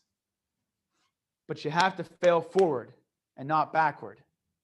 So that's when I started bringing myself in there, talking about my carpenter days, saying certain things, showing my girls' daughters' photos when I was comfortable, right? So you will be able to put your own spin on it. It will be a very unique script to you, but not until you get this down and just faking it till you make it, getting as many presentations in as you can. Just like this morning, Mo, Gabby, and Nick, we were all on together. 4 of us were on a Zoom, and I said to them guys, I said, when you first learned to ride a bike, you didn't just pedal 5 miles. You might have put your kickstand up right, foot through your spokes or fell over. Chain popped, fell over the handlebars. Right? Didn't you start with training wheels? Mm-hmm. We basically have training wheels on now. And every time you got on that bike, you felt something get a little bit stronger, a little bit more confidence. The Yes, same sir. stuff with these sits. Yep. Sean's the wise one in the group. Yes, sir. Sean is the wise one. It's because Sean has years of experience in this world on everybody. Yes, sir. That's the thing you got to understand too. You're sitting down with people like Sean. So Sean knows a bullshitter when he sees a bullshitter. Oh, yeah. Like I said last night, I'm new. This is my third day, but I gave Manny a tip last night, and Mason told me that was a really good job. Like he was stuck on, the gentleman was 68 years old and the lady was 58 years old, and they had a 13-year-old son, and they were complaining about the cost, $244 a month on the insurance. And I said to Manny when he was done, I said, you should have hook, line, and sinkered that 13-year-old on the policy. You know what I mean? Because they were going back telling you how cheap they bought their policy. Well, that was 10, 15, 20 years ago. The best thing for them to do now, since they didn't want to spend that $240, was to set their 13-year-old up with benefits that's going to go on for them Right. for the rest of his life. So this doesn't happen to him. Correct. And he would Exactly. have five spots during his ages is going Yep. up to 40. Yep. Where he could have increased that benefit. That's exactly right. And he was really impressed with that. He goes, man, you know that already? I said, well, you have to, if you couldn't sell the adult, you got the information that they had that child. You know, the best thing that you could have done, you might not have made that much residual income in your pocket, but at least you still could have, you know, got yourself something. Yeah. Out of the 2 hours that you spent on Uh-huh. the call, you know. Plus, I mean, people, they don't like the price. Like that's where closing comes in. Yeah, Mary, that's why you show them how compassionate you are and caring you are, because now at the end, you can be loud at the beginning so that you can actually afford to get quiet right here. A lot of people think you got to be loud at the end, push at the end. No, slow down, take a deep breath.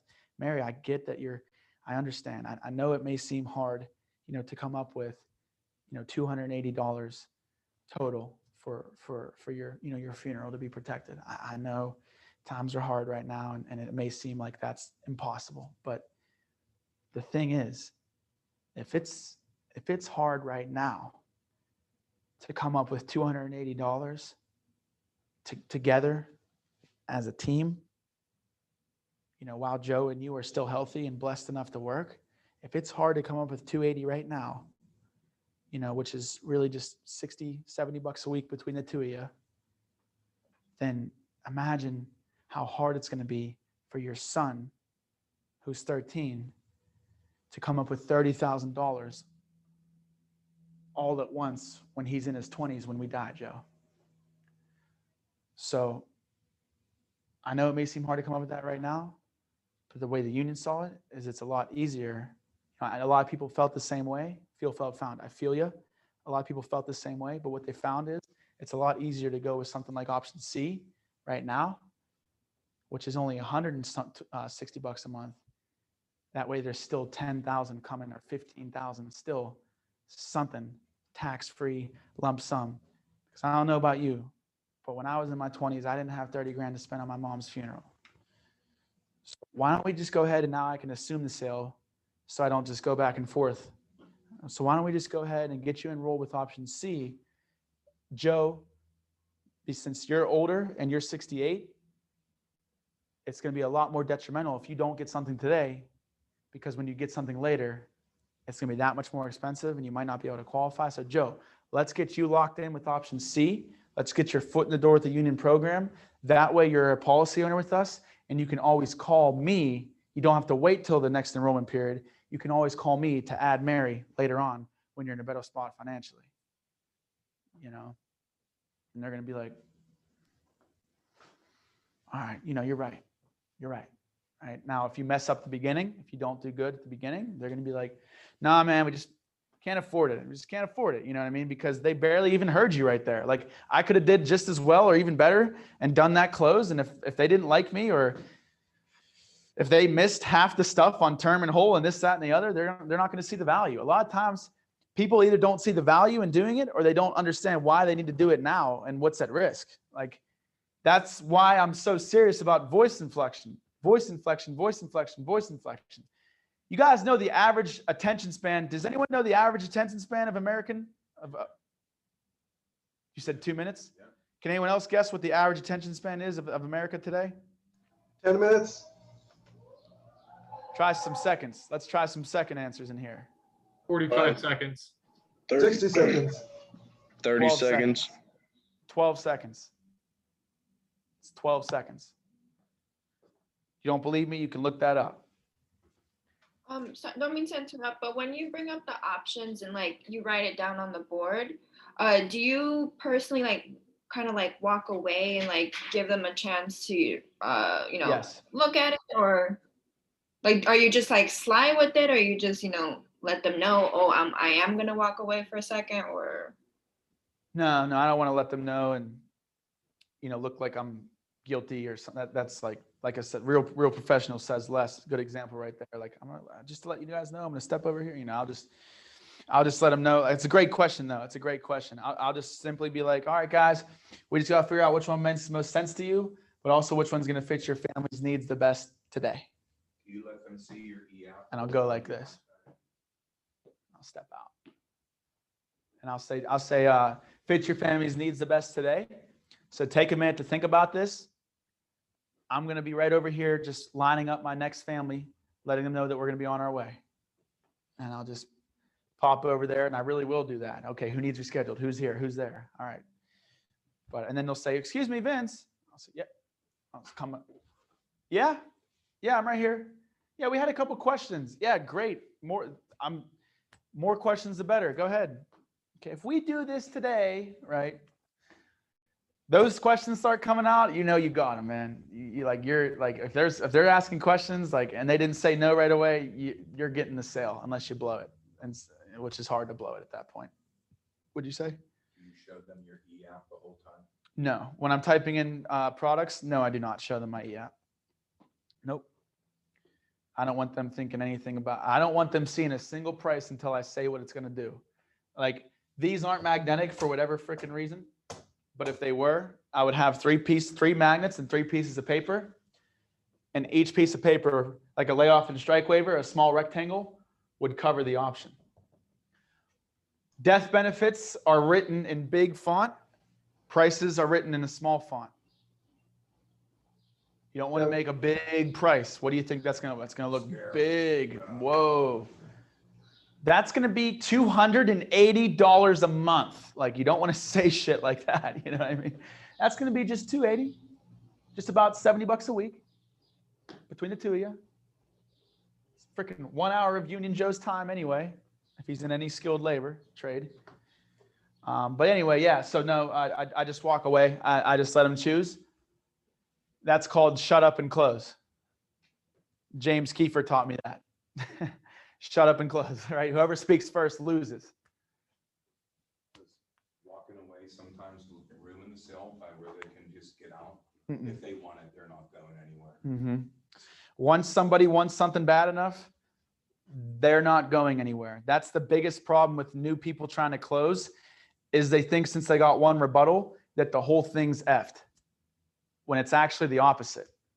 Like a rebuttal, an objection, right, during the close it shouldn't be taken as like, we don't want to do this today, or we can't afford this today. It should be taken as, hey, Sean, I get this, I like this, I know we need it, but show me why I should, show me how and why I can still get something protected today, and why it's worth, the $240, right? Like, you should really take it as questions, not objections. I can't do it. I just need to think about it. What they're really saying is, hey, Vince, show me why the hell I should not think about this and take another second and not get anything today. Show me why I need to do this now. Why is it urgent to do it now? What am I going to be losing? What's the reason I should do this now and not think about it? That's what you should think of the I want to think about it really is saying. Yeah, great question. Relax, breathe during closing. Just please breathe and think of your thoughts. Even if it's got to come from the heart. You might, I got to do the apps. Yeah. So guys, I'm going to give you a 5-minute break here, and we're going to come back. We're just going to finish on the why we're there. Some of these questions are great. I'm glad to answer them. But we can go over a few more at the end. I got to get through the why we're there, which will just take us about 15 minutes. So why we're there, please take a 5-minute, bathroom break, 6-7 minutes. Let's all get right back in here. Okay. All right.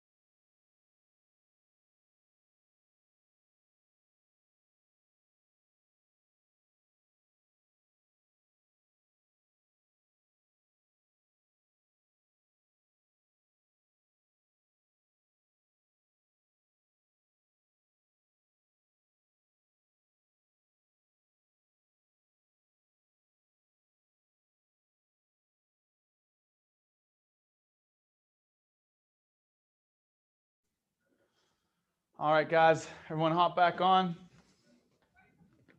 Cool. Sorry, Vince. You're good, you're good. Good. No problem. I don't want to hold you guys too Oh, long. no, you're good. I said, here we go, I'm getting attention. All right, guys. So,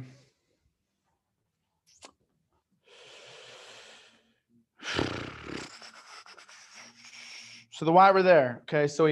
So far we went over control on Zoom, how to establish the control, why it's important. We went over rapport, how to have good rapport even when someone's being a stickler, why it's important, psychology behind it. And then we went over some questions. Okay, now to finish up, we're going to go over the why we're there.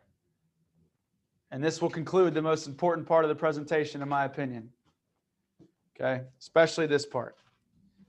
All right, so I'm going to give you guys my why we're there. Okay, obviously mine's going to be different because I wasn't brought up on the same script that you guys were. Okay, so I don't want you to think there's a better script, there's a worse script. There's people out there that don't have my script that blow me out of the water. Scripts don't matter. How you execute the scripts do. Okay, so when I'm speaking in terms of execution, that's why I'm going to share with you my why we're there so you can see how I do it. Okay. So guys, the why we're there is literally as important as it sounds. It's going to establish why we're there. Okay. Like this is just as important as the rapport and everything. Because first you got on the camera, you gave them the little disclaimer about for the past 70 years, we've been doing everything in person, right? I don't even think I went over that disclaimer. I really didn't. Past 7 years, we've been doing everything in person. Yeah. So just to jump back to that, guys, first, just 1 second. I don't want you not to have that disclaimer. We get them to hop on. Can you see me? Can you hear me? We make them grab the quality control number. And then we tell them, for the past 70 years, guys, we've been doing all these visits in home. Okay. We used to come out to your house. We would drive all the way out there and deliver this important information over the kitchen table. Very old school, right? Now, due to the pandemic, we've still been deemed an essential business. So they have us taking care of you guys virtually in order to protect both you and me. Is this your guys' first time using Zoom?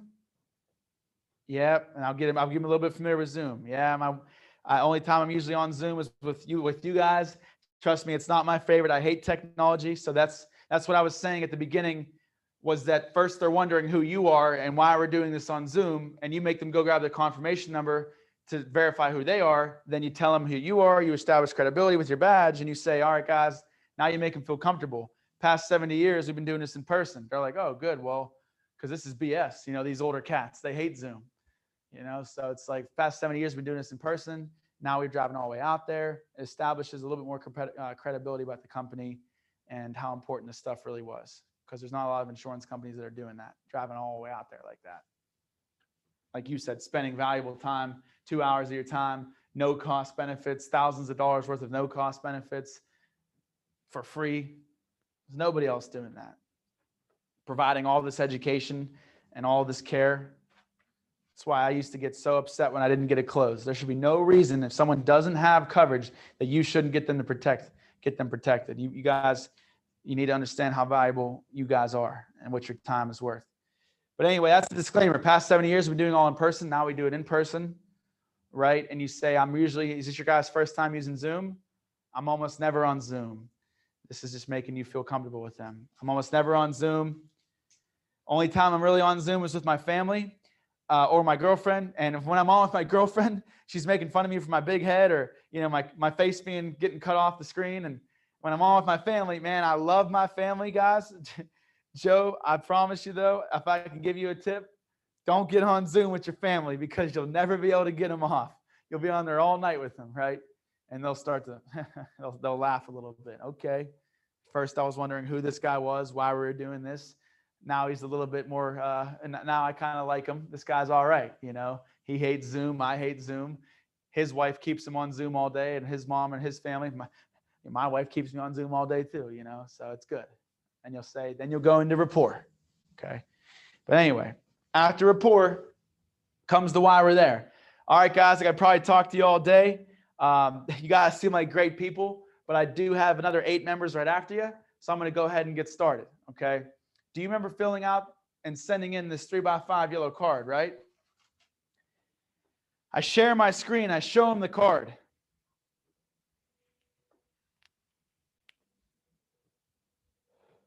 So when I share my screen and I show them the card, again, with the whole picture frame photography thing, don't go flying through it and stuff. Find out what tools you can use, highlighter, laser pointer, and try to follow along with it. All right, guys. So just up at the top here, it just has your Carpenters Union logo up there, your header, some of your presidents and executive council members down the side. And then right here, guys, I got my highlighter. It just says, dear member, brother or sister, you have a no-cost $4,000. I won't say accidental death in dismemberment just yet. I don't want them to start questioning me. You know what I mean? And trust me, they're not going to read what you're not showing them. So if you're saying one thing and you're skipping something, they're not going to be like, you skipped the part. So don't worry about that. Just show them what you're saying and they'll be fine. You have a no-cost $4,000 insurance policy provided jointly through American Income Life and the Carpenters Union Local 250. You guys hear my voice right now? You think if I wasn't talking like this in here this whole time, you guys would be listening, you guys would be asleep. If I was talking like this, like I do in person to like my friends and family, and I was explaining this letter like this, you're going to lose them in 10 seconds. It's so important, guys. Force yourself to do this kind of stuff. Force yourself to find that different voice, the louder tone, and make it sound fluent, make it sound normal. It's not going to feel right at first. I understand. $4,000 no-cost insurance policy provided jointly through American Income Life and the Carpenters Union Local 250. Now I'll start skipping some stuff. Then it kind of goes over some of the no-cost benefits and how many millions of dollars we've paid out to over 30,000 union families in your union alone, just like yours. And then at the very bottom, it says, in solidarity, Greg Kelly, your president down there. You know Greg, right? There's some juice. There's some sauce. You know Greg, right? I don't know who Greg is, but he thinks I'm with his union, so I better know who Greg is. Natalie Linker knows who Greg is. Our home office knows who Greg is. Greg's the one that signed this contract. So you know Greg, right? All right, Greg's the one that signed off on these benefits. So right beneath his signature, it just lets you know, and this part is so crucial in my why we're there, that an AIL representative who is a member of the Local 277, I'll show my badge again. That's me, of course, right? Will call on you to deliver your certificate of coverage, provide your no-cost benefits, and witness your beneficiary designation. See how I pause and get louder and slower and stuff like that? There's a reason for that. Witness your beneficiary, all that. It also lets you know that your union sets you up with additional permanent insurance benefits as well that you'd have to qualify for. And I'll stop sharing the screen because I don't want them to read the rest of it where it says on a voluntary basis. I want them to realize that this is just like any other job where they come in, they're from your benefits company. Here's your options. You have 1 day to figure it out. This is your enrollment period. We need that same understanding to happen here. So I just read the bottom of that letter, exactly what it says. Only thing I cut out is it just says supplemental. It says they will also go over other supplemental insurance. What I said was your union also sets you up with additional permanent insurance as well. That way they know it's like this is set up for you, not it's just supplemental available. And also let you know that your union sets you up with additional permanent insurance benefits as well that you'd have to qualify for. You can even say as far as permanent life insurance benefits as well. Your union sets you up with permanent life insurance benefits as well that you'd have to qualify for. And a B union, buy in spirit, unshare. My face is big. They're going to go from this to this again. And you're going to say, all right, guys. So that's what we're going to be going over today. Now, Joe, I forgot if you mentioned on the phone, did you make it to any of the meetings where they discussed this benefits package with you guys, the benefits program with you guys? He's going to say no. Okay. So here's what we're going to do. Here's what they did for you guys. They set you up with 4 no-cost benefits, right? 4 no-cost benefits, right? One of which is that insurance policy. See how I just did that is with my hand? It's the shit I'm talking about. Is that insurance policy that's going to go to your wife? God forbid something were to happen to you, Joe. He's going to be like, wife, happen to me, oh, he's going to be dialed in. Now, Joe, now Mary, I mean, if something, so that way Mary's listening too. Mary might be trailing off already. Now, Mary, if something did happen to Joe, you're not going to be calling up the union wondering where all that money is. You're going to be calling up our company, American Income. Reason being is because we're the ones responsible for paying that policy out, because we're the only 100% unionized life insurance company in the country. I'll give them a second to let that sink in the country. That's why they, like your letter says, they set you up with the additional permanent life insurance today as well that you'd have to qualify for. Those last two sentences are so important. This will make or break a sale. I said it at the letter. I said it right here, and it makes sense. The reason why we're giving you this permanent insurance is because we're the ones that handle permanent insurance. Right? And when I go into my ratings, they're going to understand that. 30,000 different unions, stuff like that. All building it up to be like, this is one big exclusive benefits package for me and me only. Right? Best thing I'm going to be able to get out there. Brought to you in part by my union. Right? So that's why they set you up with additional permanent life insurance benefits as well today that you'd have to qualify for. Now, Joe, those are at a union negotiated rate, taking it away from them. I don't even know if you could qualify, but whether you can or not, I don't even know if you could qualify, but it's just our job today, if you can qualify, to get you enrolled into your permanent benefits. A lot of guys don't say that right there. They're more beating around the bush. Me and Gio are just more direct. You have to qualify for their union rate. I don't even know if you could qualify, but our job today is to see if you can qualify so we can get you enrolled into your permanent life insurance benefits. Now, if you can't qualify, we just simply would get you out the no-cost benefits and be on our way.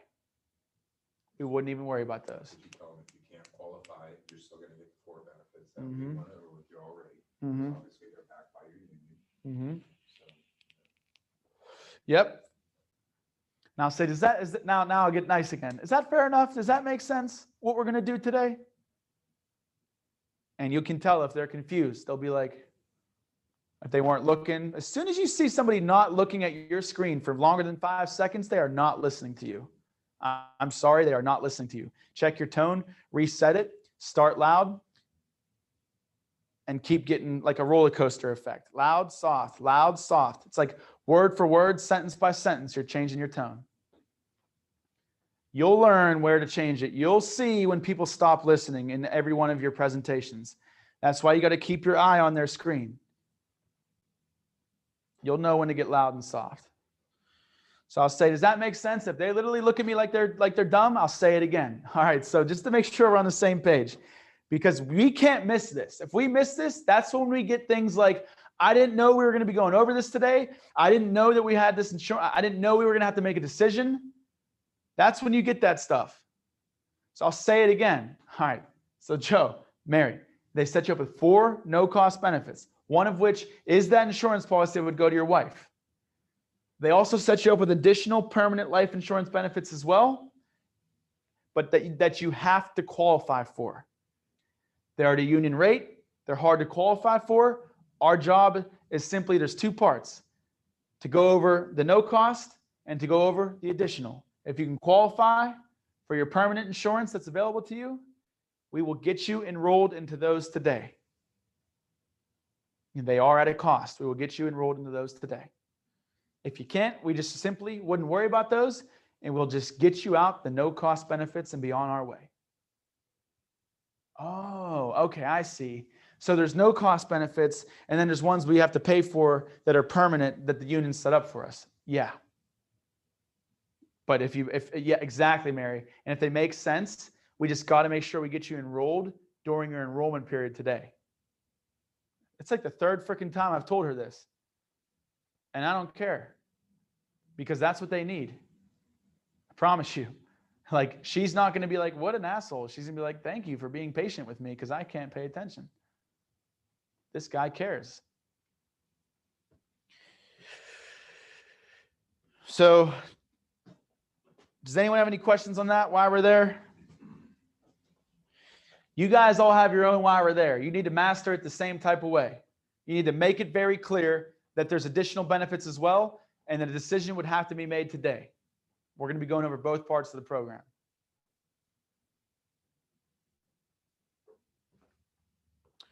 So no questions. I'm going to go into the ratings, guys. Ratings are the same way. Ratings are like your last chance to just concrete this credibility, this program, the value in it, so you can get into the bread and butter, to the meat and potatoes. So my ratings, I used to say something about customer service and us driving all the way out there, but it's too long. So I cut it out because we're already telling them in that little disclaimer that for the past 70 years, we used to do that anyway. So now my ratings are just two things: timeliness to payout and financial stability. Some of you guys have a slide where you go into Dallas Cowboys, official life insurance company, A+ ratings through AM Best, Better Business Bureau. It's the same thing. I literally say we're 1 out of 7 companies to actually have an A+ rating through both the Better Business Bureau and AM Best at the same time. Say that again. We're 1 out of 7 companies that have the A+ rating through both the Better Business Bureau and AM Best at the same time. So here's exactly how it goes. After the why we're there, I'll say, does that make sense? Is that fair enough what we're going to do today? I'll say, all right, Joe, there's 6 or 7 videos that they have me play. I'm not going to bore you with any of those videos. They kind of just do my job for me. If anybody asks, they were great. And they're going to be like, oh man, you're furthering the gap from every other salesman she's seen. You're not following the systems, right? So there's about 6 or 7 videos they have me play. I'm not going to bore you with those. They just do my job for me, but I do just got to play this one. It's going to tell you a little about who we are and who handles your benefits. You play the Richard Trumka video. Richard Trumka talks. That's powerful. He's the head of the American Federation of Labor. The American Federation of Labor is like the Congress of industrial organizations that all these labor unions are a part of. That's huge. And the president's up on a pedestal talking about American income. So you play that video. He goes over thanking American income. And I'll tell him, he's just thanking us for the 2 biggest concerns they saw. One, our benefits to work are great, but they're not permanent. What happens to them when you quit, get fired, retire? They go away. Exactly. That's why we're here to provide you with those permanent ones today at a rate everyone could afford. Second thing he saw and he's thanking us for, a lot of families are passing without wills in place. That's why we have a will set up for you guys today at no cost. I'll play the rest of the video. Let him finish talking. Then I'll get into what I just said there. I'll say, all right, guys, now there's just 2 things they have me mention about the company. One is our A+ ratings. We're actually 1 out of 7 companies in the entire world hold an A+ rating through both the Better Business Bureau and AM Best. The greatest on you guys. I'm sure you've heard of the BBB, right? I hit him with questions right here, so I'm not just ranting on. I'm sure you heard of the Better Business Bureau, right? Joe's like, yeah, I have. Mary's like, I have. Yeah. They want to play along. Yeah. Okay. Have you ever heard of AM Best by chance? No, we haven't. AM Best is kind of like the J.D. Power and Associates of insurance companies. They rate every single insurance group, every single financial group on an A through F basis. And they grade us on 2 main things: timeliness to payout and financial stability. We're actually 1 out of 7 companies that have an A+ rating. Yeah, 2 main things: financial stability, timeliness to payout. Timeliness to payout, I just simply tell them about our 3 to 5 day guarantee. Financial stability, I tell them about our assets and a little bit about how we're, created for union members. This is all we do. We provide permanent benefits, pay out permanent benefits. That's all your own script. I don't want to give you my script, so you're going to try mine and not try yours. You guys need to try yours. What I want you guys to see is how I get through this stuff. I get through the video. I get through the ratings. I ask questions during the ratings. You guys ever heard of the Better Business Bureau? Okay, I'm sure you heard of AM Best though, right? Okay, awesome. All right, guys, so they're just like this. They're just like that. We're actually 1 out of 7 companies. Right. Financial stability. We have over $60 billion worth of insurance out there in force today. There's never going to be a time where we're not here to pay out a claim. Even during times like 9/11, Hurricane Katrina, a lot of people were losing their lives at once. There was a lot of insurance groups that were making excuses not to pay out claims. American Income was one of the only few companies that did pay out every single claim during 9/11 because we had the financial stability to do so. So guys, is there any questions on who we are, why I'm here right now, or how we got contracted through your union? And that was a lot. You hit him with a lot. Like you made them think that this is the best company since sliced bread, which is what you want to do.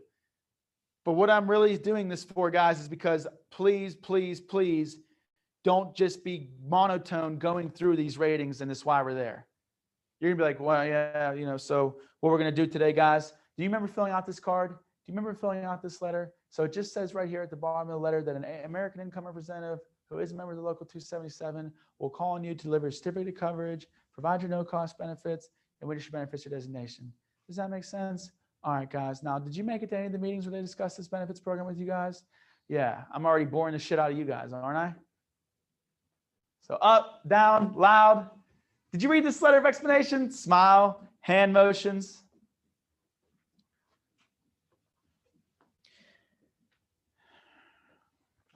So any questions at all, guys? We'll wrap up with questions.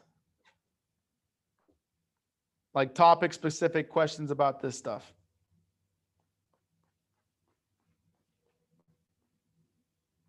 Whenever you're playing that video, are you punching stuff in like your yapping app and everything, or you already did that before? You set it up with them so you can have some of that stuff in there? So the problem with the video is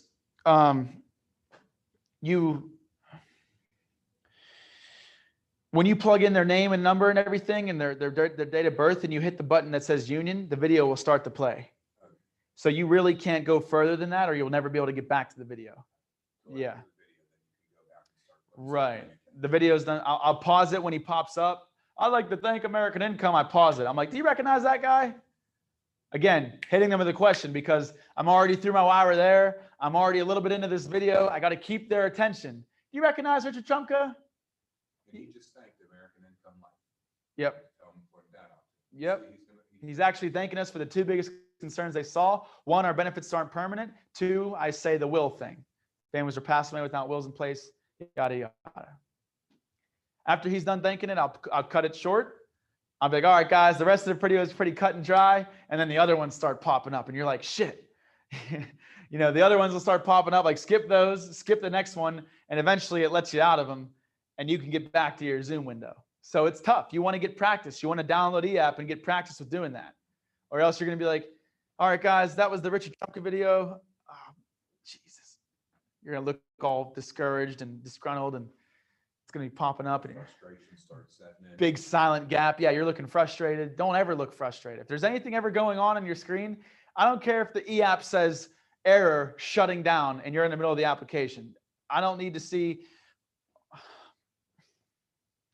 this thing. Sorry, guys. This thing's just doesn't work sometimes. They're going to be like, I'm sorry, we're about to give you $300 a month for the rest of my life and you can't even figure out your own laptop. Okay, we're done. Sorry. Yeah, you've lost our credibility. All right. So just, I don't care what's going on that computer. It could blow up and you just, okay, 1 second, guys. Just a little bit of some technical difficulties here. Let me just fix this. Narrate yourself.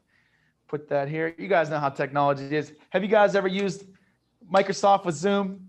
Yeah, it's just needs to be reset. I'm just going to put this here, put that there. Got to enter your information again real quick. All right, here's the video. Great, we got it. Okay, can you guys see the screen okay? If the app crashes, does it take long to pull it right back up? It does not take that long to pull the app back up. No, it is not. When you pull it back up, if you're past that Richard Trumka video and you already showed them that video, it's going to have their app saved as existing apps and you can click next and you can get right back where you were into the super combo and stuff and the needs analysis. Does anyone have any questions in here? You guys got to have some questions. Hey, Wentz, I got a question. Yes, sir. Can you hear me all right? Yes, I can. All right, awesome. So I just wanted to ask you, so if I'm See in that? so if I'm in the middle of the application and the computer just completely crashes and I restart the app and it takes me from the beginning again, how do you recover from that? So it crashes and then you restart it and then what did you say happens? I said when you restart it, it's just completely from the beginning again. Yeah. How do you recover from that? So when it restarts, if you haven't played the video yet, it's not gonna it's gonna be saved in existing applications, right? So when it Oh. restarts, you'll turn it back on. It will say start new presentation or existing applications. You'll click on existing applications and it will take you right to where you were when it shut down. Gotcha. Oh man, appreciate it. If you had it crash before you hit the union button, it should take you right to where the union button is again. Gotcha. If you got to, hit start new presentation and just be like, all right, guys, I know. Yeah, be like, all right, guys, I know we just saw that video. You know, your next no cost benefit is just going to be your health services discount card here. Or no, what's after the video?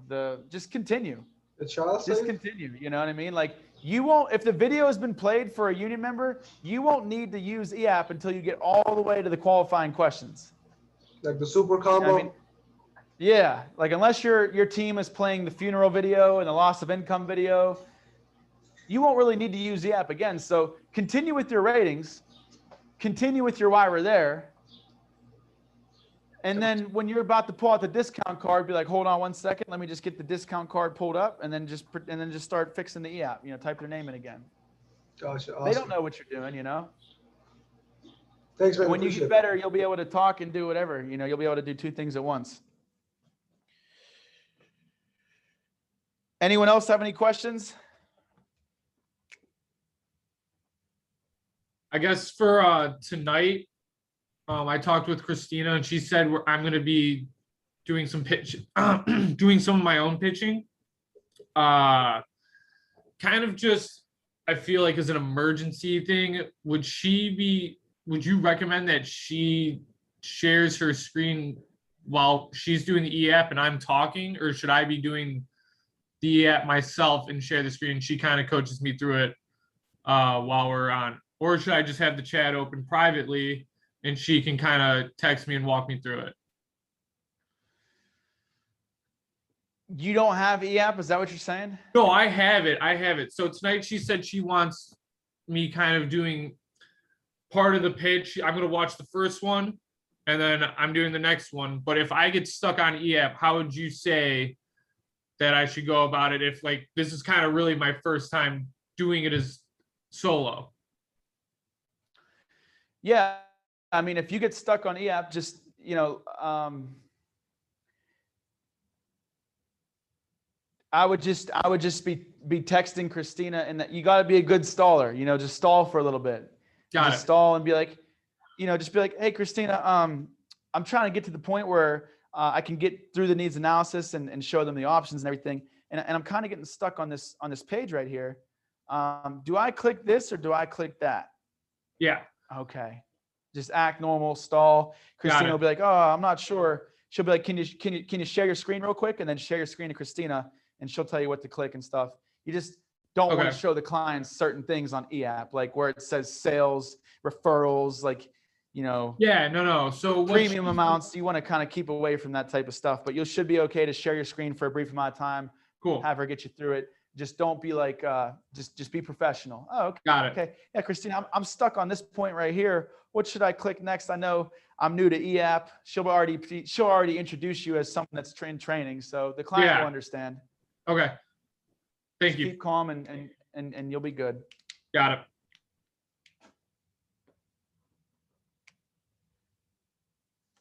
Okay. So this marker is dying. Anyone else have any questions at all, guys? I'm loving these questions. Anyone specific about, you know, the intro, the why we're there, the ratings?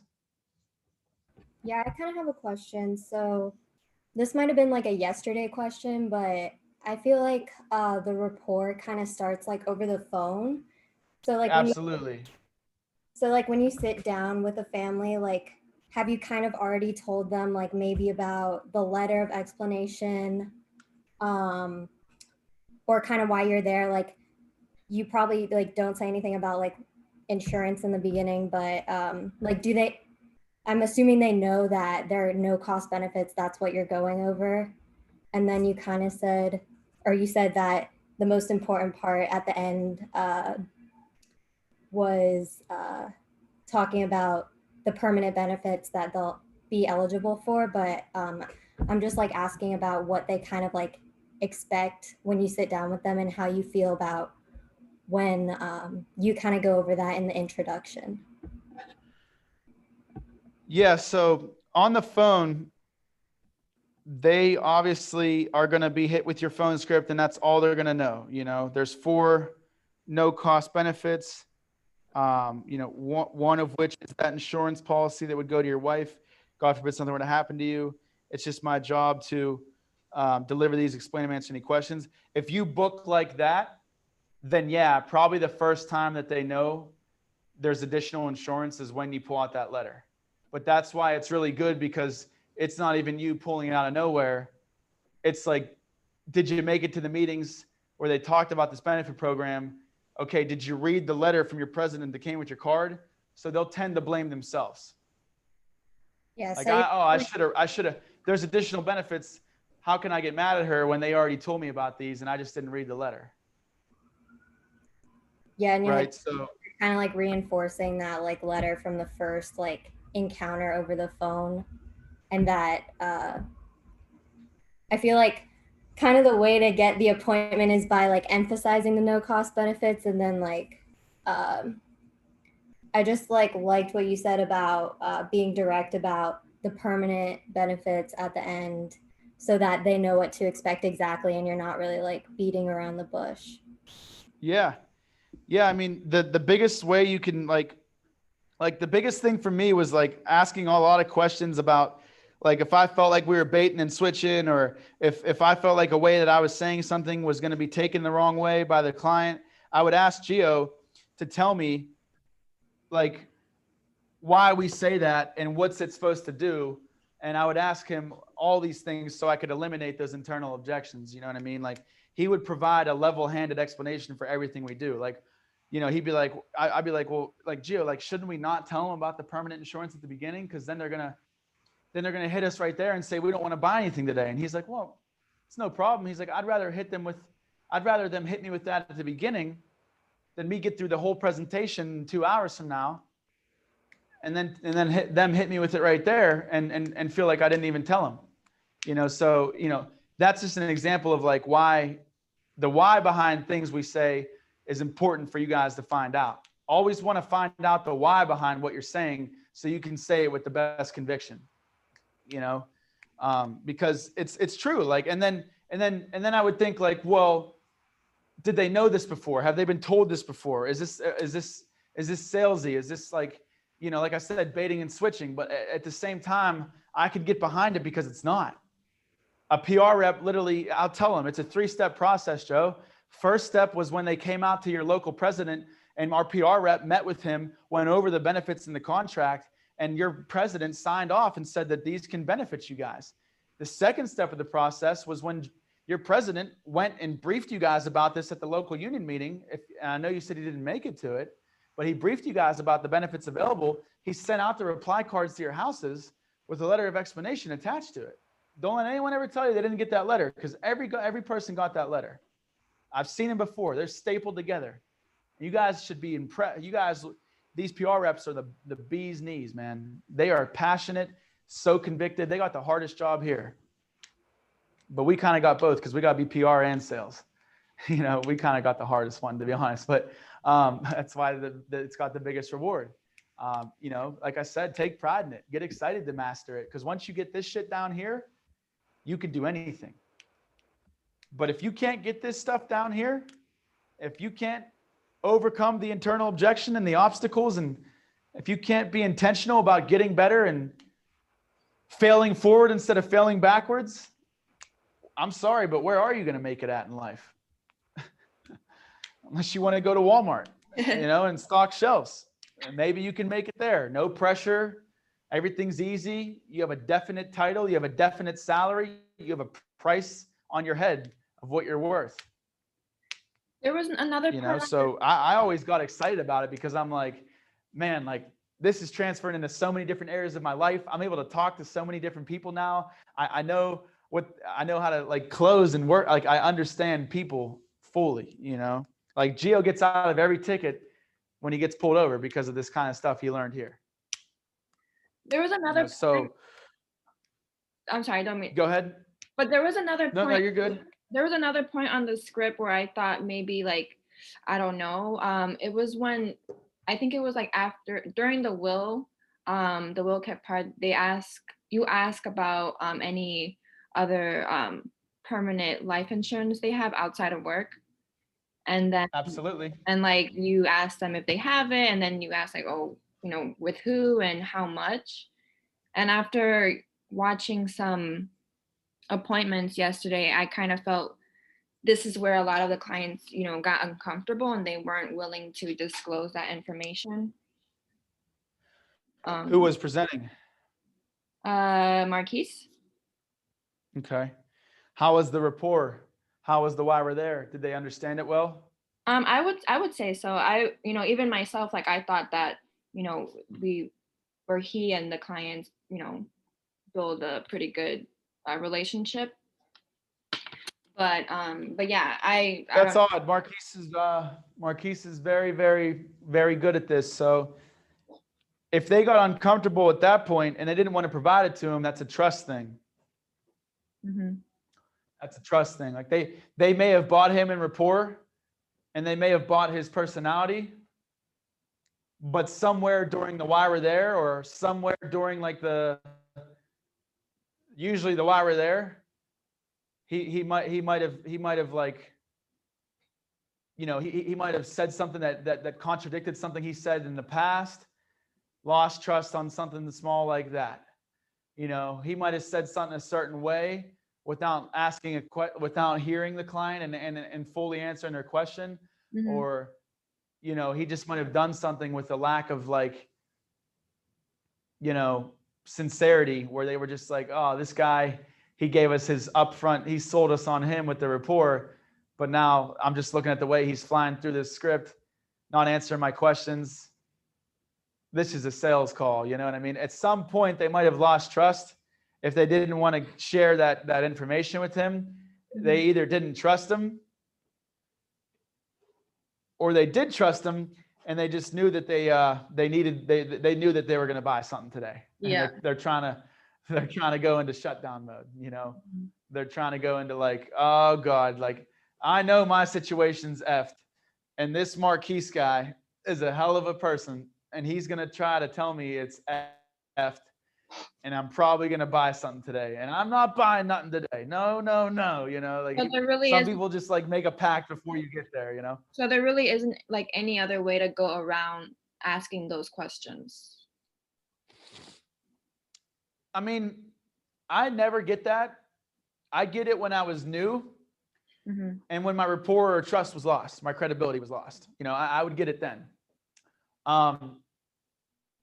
Sometimes you'll get it, like rare chance you'll get it, and your trust and rapport was perfect.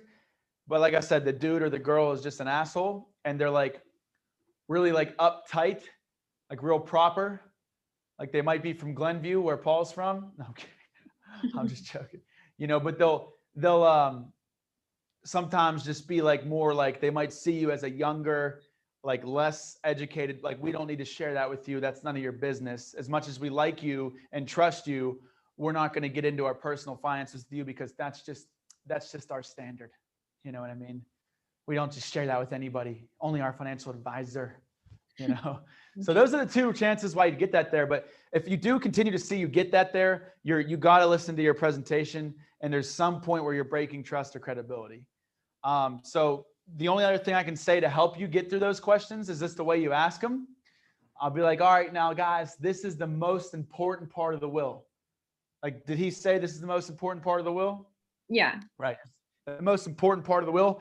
This is where we put all of our life insurance down. The only life insurance they don't ask you to list is everything that we have through work.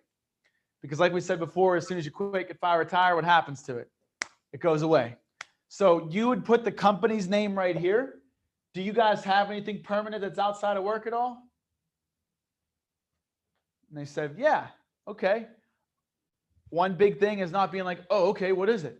What company is it? You know, just, oh, you have something outside of work? That's awesome. Great. I'm glad you guys got something outside of work. So here's where you'd put the company, Do you guys remember what company you're with? Okay, smile, right? Oh, I think it's like State Farm. Okay. You'd put the policy number right here. I've been asking people lately, I know this isn't in the script, but I've been asking them, like, you put your policy number right there. Do you have your policy somewhere easily accessible so you can put that policy number down? That way, when I tell them to go get their policy and they say they don't know where it is, I'll be like, yeah, well, you told me you know where it is. You know, proactively beating some rebuttals there, some objections, right? Tell them that. And you know where your policy is? Yeah, I know where my policy is. All right, you think you can get your policy? You would say that? Not right there. I plug it in at the end before I say I'm going to show them some options. I'll say, go ahead, we're going to plug this in. Go ahead, and that State Farm policy, go ahead and grab that. That way we know exactly what we have and how it works. Oh, I can't get that. I don't know where it is. Okay. Well, I'll tell you what, even if it takes you 5 minutes, it's going to save us an hour. I know you said before you did have it on file in a safe somewhere. So just go check that safe. Just go look for it. Even if it takes 5 minutes, it's going to save us an hour. Everyone wants to be saved an hour. Who wants to be sitting there for longer than an hour? You know what I mean? But yeah, so I'll be like, policy number. Then I'll say, okay, the death benefit will go here. Do you know how much the death benefit is? Takira, do you know how much the death benefit is? Or pretty much, to dumb it down, I'll sometimes be like, pretty much how much Joe's going to get if you die? Yeah. 200,000? Yeah. Okay. Right. 200,000. All right. And then the last question is, how long ago did you get that and how much? Right. So, 200,000. Great. So about how long ago did you grab that? And they should just like you. They should like you from rapport. They shouldn't think there's any malicious intent behind these questions. You know, if they're not trying to give you the info, they think there's malicious intent behind these questions. It's always your fault. Grant Cardone will tell you that. It's always your fault. Don't blame the script. Don't blame the system, because someone's out there using it and they're crushing it. It's always the salesman's fault. What could I have done better? Salesman or saleswoman. What could I have done better? What could I have done differently? Right? So, you know, how long ago? 10 years ago. Okay. You probably got a great deal getting it 10 years ago. About how much do you pay for something like that? Oh, it's like $100 a month or something like that. Okay. Now I know whether it's term or universal or whether it's whole life. Whole life's never going to be too far off from our rates because whole life is federally regulated by the government. It's all math. It's all an equation. So if something is highly cheaper than whole life, it's highly likely it's going to be term or universal. If it's universal, the death benefit won't be that big and it will be cheap. If it's term, the death benefit will be massive and it's cheap. Only two other things it can be. But yeah, I'm not sure, Takira, what happened there. I wish I could tell you. I mean, it was fine. Sometimes it just It happens. was fine, but yeah, I mean, it was, I don't know if it's frozen, but it was fine. And like, they were like, okay, yeah, you know, they're estimating, like they didn't bring out, you know, the paper and like policy numbers and all that. But I could tell like where this might actually be uncomfortable for people. Yeah. Yeah, I'm just like wondering, like, okay, like if it were to get uncomfortable, how do you like sweeten it up? Yeah, well, that's I'm glad, you know, that's kind of how I would sweeten it up. Just the way I asked those 4 questions there, a big smile, you know, just very non-biased, very level-handed. That's great that you got that. How long ago was that? Awesome, awesome. Well, do you know what company it's with?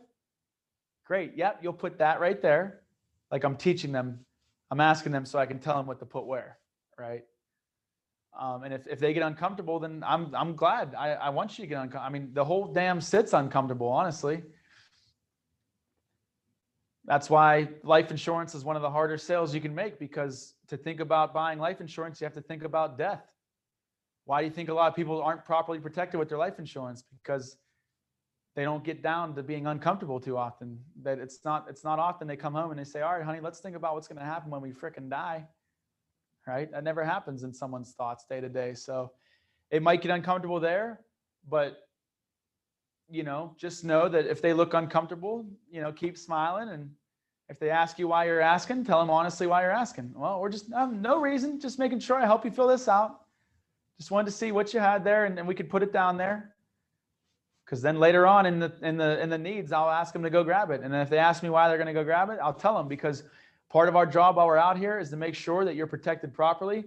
And I can't do you a disservice and recommend something to you that you don't need. And the only way I can recommend something that you don't need is if I don't know what you have. Do we have to go get this? Yes. Yeah, the union knows that we're out here to look at what you have and how it all works so we can help you out with it.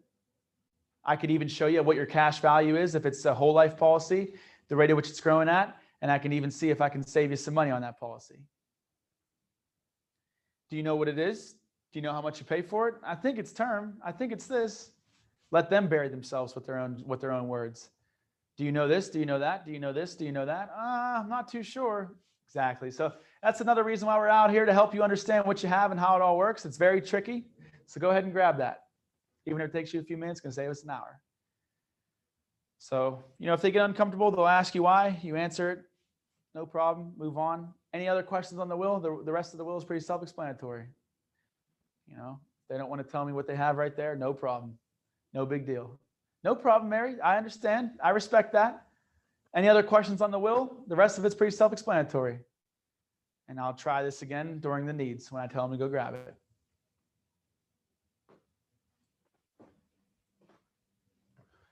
All right, guys, to wrap up, this is all I really got time for you guys today. Hugh Bell's 5 keys to success for selling life insurance. Number 1 is let yourself go. Let yourself go and being an actor go hand in hand. Like I told you, not going to be easy, not going to feel right. When you get into this different acting personality, you got to let yourself go. Just let it flow. Let it be natural. Let yourself go. Don't worry too much. Don't overthink yourself. Be enthusiastic. Have I been pretty enthusiastic this whole time? Right? I think I'm letting myself go. I'm hitting my Juul vape in here and everything. I'm pretty sure I'm letting myself go too much. I'm answering questions that are completely off topic. I'm probably shouldn't, even have ran this long. I think I'm letting myself, I'm here for you guys. I'm letting myself go for you guys. I'm here to be with you guys today, love the one you're with. So, be enthusiastic, surround yourself with enthusiasts. Pretty hard to be enthusiastic for an appointment when all morning your spouse was being a completely negative Debbie Downer. Why are you working so long? Why are you doing this? Why didn't you get paid yesterday? Why didn't you make the sale? Are you sure you're good at this? Are you sure you're good enough? Are you sure this is the right career for you? That shit ain't going to help at all. At all. I'm just saying, you can't go pour your cup into these clients' lives if your cup ain't full in the morning first. So in the morning, you need to wake up with an attitude of gratitude, listen to something for your mind. And you guys may think it's silly, just like I did when I first started, but it does everything. It changed my life, listening to stuff in the morning. You produce 80,000 thoughts a day. 80,000 thoughts a day. Whatever those thoughts are, I don't know. But if they're negative because of the way you started your morning, guess how you're going to start your next morning? Getting on social media, looking at everything else, looking at the fake BS that's out there on social media.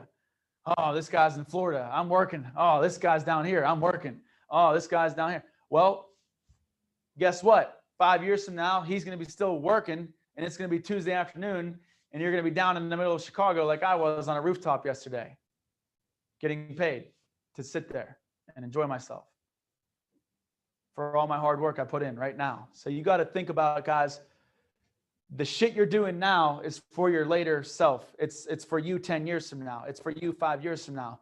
What's your wife going to look like? What's your husband going to look like? Are you guys going to have kids? How are you going to afford those? What school are you going to send them to? What college are you going to send them through? How are you going to afford that? I'll answer that in a second. Your parents are going to die at some point in your life. Are you going to be able to afford to take care of them? Are you going to be able to afford the proper treatment? Are you going to be able to afford a nursing home that doesn't let them roll around in their own, urine and feces? Or are you going to let the nursing home that's a nightmare that's sponsored through the state Medicare program, take their home, make your mom sign all of her belongings over to the nursing home, so because no one has any money to pay for it, and then go live miserable, right? You got to think about that stuff. This stuff's going to be an emotional roller coaster the entire time. Your next 2 weeks of training, you're probably going to think about quitting like 10 times. It happened to me.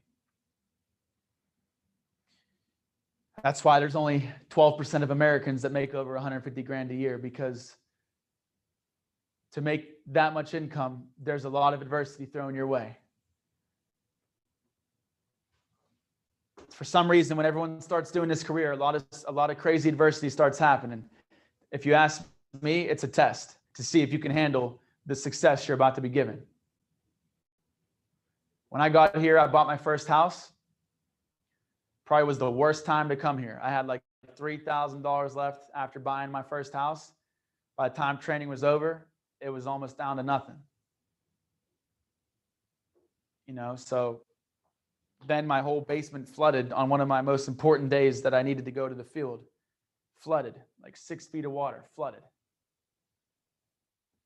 Then a couple weeks later, my girl's kid, her real father, died in a hospital from cirrhosis of the liver. I knew the guy in high school and everything. It was pretty messed up. Died, dead, at the age of 25. Then my other buddy died. Then my brother's girlfriend died. Then my mom got breast cancer. Then my dad told me that I was working for a joke of a company, even though he's sold insurance his entire life. He told me that this company was brainwashing me. This company was using me. Scheme, scam, all that shit.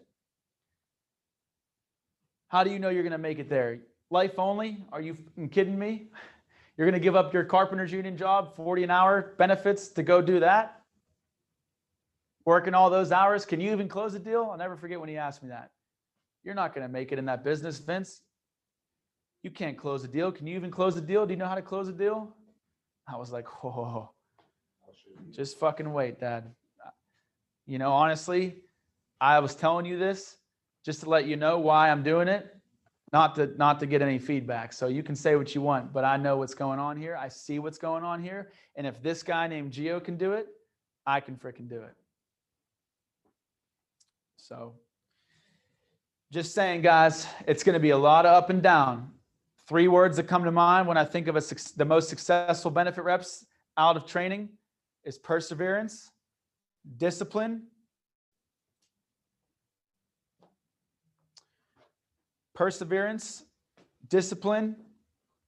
and coachability.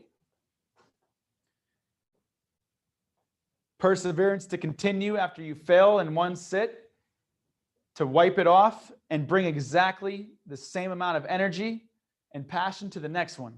You should play each sit, present to each sit like it's got a history and a life of its own, like it's your last shot.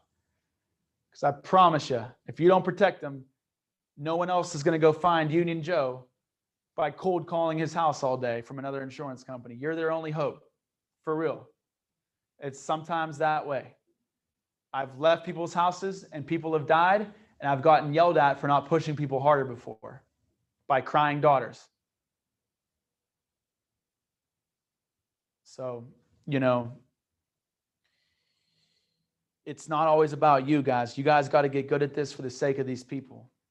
When you fail, sack up, brush yourself up, corner your trainer, research what you did wrong, and until you have it mastered, probably shouldn't go into another sit. Whereas some of us that lack perseverance and discipline fail, go roll one up, go to bed and erase their problems with drugs and alcohol and just go throw the same half-ass sit at the next client the next day and hope that something's going to change. If you're doing that stuff, you probably should just quit now. Got to be extremely self-driven. So the perseverance to continue through this adversity and keep giving it your all for the sake of not only you, but these families. The discipline to do the hard work that needs to be done, the way it needs to be done. the right way the first time, no matter how you feel. Take emotions out of the deal. And then coachability is just having the balance. 51% humility, 49% ego. Don't ever let them cross. Humility is the ability to get humiliated by your trainer or to be humiliated by your failures in front of a client or in front of your trainer, whoever it is, in front of your coach, and be able to take it with a smile and use it as your why and use it to improve and not the other way around. So if you got 51% ego and 49% humility, you're going to be off balance. I don't need to listen to him. I'm this, I'm that, I'm good, I'm here, I'm there. No, it needs to be 49% ego, so you have enough ego to get yourself confident and pumped up in the morning and I'm the best, I'm the greatest. You got to have some ego, not going to lie, but you got to have 51% humility and 49% ego. Those three things, coachability, discipline, and perseverance, take absolutely no level of skill. It's not about who's the most talented. It's about who's going to have those three things down the most that require, again, zero skill. It just requires a time commitment, time and energy. So be sincere, speak with emphasis and conviction, be an actor, surround yourself with enthusiasts, be enthusiastic, and let yourself go. And to answer your question, Sean, I've been in this company for about 2.5 years now. And it feels like frickin' 10. Do well for yourself? Do I do well for myself? Yeah, I'm not being nosy, but everybody here seems pretty successful. Yeah. They surely make it sound like they're successful. I would like to think, I mean, I hate talking about my own money or anything like that because I didn't come from that, but I would feel that I do pretty well for myself. I mean, you know, at the end of this year as an MGA, I should be able to make anywhere between 200 to 250,000. 25 years old, made 75,000 my first year as a benefits rep. My second year was kind of just last year, and I didn't have a license for half of the time because of the pandemic. So I was only really a GA for like 6 months. So I'm not sure what that 1099 is going to say. I got my renewals and I got like a big unemployment check. You know, I would write deals under my team so I could get paid on them. Like I got paid a lot under the table last year. I was only on the books for 6 months after the Department of Insurance opened up. But you know, as a GA, I should have been able to accumulate anywhere between 1 to 120 at least last year. And then this year, about 200 to 250. And then next year, you know, RGA, December, if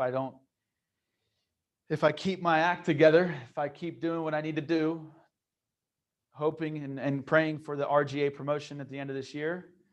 And that's why you guys are in the right agency at the right time, because I would not be looking at an RGA by December if I was in any other agency right now. All those spots are already filled. You know, I'd probably still be a GA in Pennsylvania right now. So I know at the end of next year, I'm trying to clear over 500 grand. You get growth bonuses. And I don't get those this year, but I get them next year. So I think that's what's going to make up for a lot of it.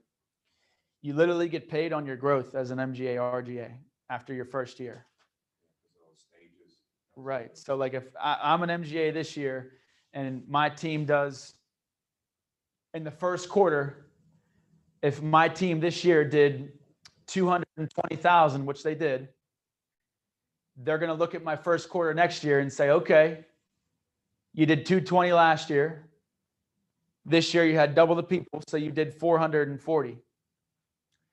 That's $220,000 of ALP in growth. They're also going to look at my hires and how many people I was developing, and they'll make me like a benchmark. And every hire or person developed over that benchmark, they'll raise the growth bonus by 5%. So they'll start the growth bonus as 15% of the ALP that you grew by, and they'll bump it up 5% each time to as high as a 35% growth bonus for That would be $70,000. so that'd be $70,000 in a quarter. Exactly. Right. Second quarter, third quarter, fourth quarter. You're going to have these growth bonuses, right? So that's why I'm confident at the end of next year, I could go closer to the $500,000 mark. And then the year after that, I'm shooting for $1 million like Mr. Vina did. But Mr. Vina did some shit that only 5% of people in America, you know, that's why we're looking for the 5%ers here. That's why there's not a lot of millionaires. I mean, you got to be willing to sacrifice and do the things that others aren't. To me, this wasn't work. I was used to being with you, brother, sweating my ass off, beating my body up. I mean, listening to Tommy. Day in, day out. So my overtime, I'm not bragging at all. Mm-hmm. Last year I worked 3,478 hours. That's a shit ton. Hours to work in a steel mill. That is a lot of hours. I made 120,000. Awesome. Right. But there's no more hours to work to make more money. Right. What are you gonna do? Take away from your vacation? Work every fucking holiday? Right. Spend the night in the place? Right. You know what I mean? Yep. You're God forbid the economy goes down, that company I'm lays seeing you it off. now. I'm seeing it now. 'Cause Yep. of COVID, all the industries have been shut down. The chain reaction is already hitting all the smaller end users that we would use. You know what I mean? I'm here for a reason. It's not because of the job. Yeah. It's obviously for financial reasons, but Yeah, I mean, that's why I came. I love being a carpenter. I loved it. I thought it was great building these cities in America. You know, it's very prideful. I love the working men and women. I think that's why I like this so much. I wouldn't have went to another insurance company that just cold calls and says whatever they need to get you to sign up for things you don't even know what's going on. I mean, we go to so many houses where these working families have something that they were lied to about and have no idea how it works. That's what this company is here to prevent. That's why you need to go grab your damn policy, Mary. You know what I mean? So I liked it a lot. Only company doing it, working with this niche market, here to be more cut and dry and simplified and help and educate the demographic that's usually manipulated. You know, to me, it was everything I could ask for. And we're not sitting at a desk all day. We're driving around, we're running around. I loved it. It wasn't even work to me. It was mentally exhausting. That's why I'm trying to tell you guys, it's going to be a mental test. But all you need to get through it is not giving up in those 3 things I told you. So I know some of you are probably falling asleep, probably boring you with this stuff. You already hear a lot of life stories and how we got here and things of that nature. But yeah, man, if you were making 125, doing 3,000 something hours, I mean, that's, if you would, most people work 40 hours a week, 50 hours, 40 hours a week, 50 weeks out of the year. they don't even get more than you're lucky to get that overtime. Without that, you wouldn't need. So then if you did those hours here that required no health and hazard risks at all to do, and you get to create your own schedule, if you did those hours here for 1 year, you would have the sales down. You'd be getting into leadership. You would start to have the leadership down. I mean, we teach a lot of stuff here: accountability, time scheduling, time management, leadership, team development, people development. This isn't just like ALP and sales. This is like, it's not just win AIL. It's like win life, you know? Like I was able to grow in a lot of areas I thought I was already pretty strong in, you know? So you sacrifice those same hours here and you can set yourself a foundation to make more than that for the rest of your life and never have to even risk your body or work like that. Have a flexible schedule. And at the same time, you're doing all that learning and all those down hard hours, you're building a residual income, you know? So I'm going to let you guys go. Does anyone have any questions before I get out of here? I just want to say, let's go, people. Hey, Let's get it. Can you hear me? Can you see me okay? Can you hear me okay? Yep. Everybody go get something, you know, to eat or go to the gym or whatever you got. If you need some time before your appointment, you know, ask your trainer how much time you have and go try to get your mind right. Go listen to something. Grant Cardone, Seller Be Sold, Simon Arias' Grindcast, Ed Milet, Spotify. Ed Milet, Grindcast, 2 big ones right there. Go get your mind, body, and spirit right. Go pour into yourself so you can pour into these clients. And I'll see you guys next Friday. Thank you, Vince. You're welcome, sir. All right, people. Thank you. Appreciate it.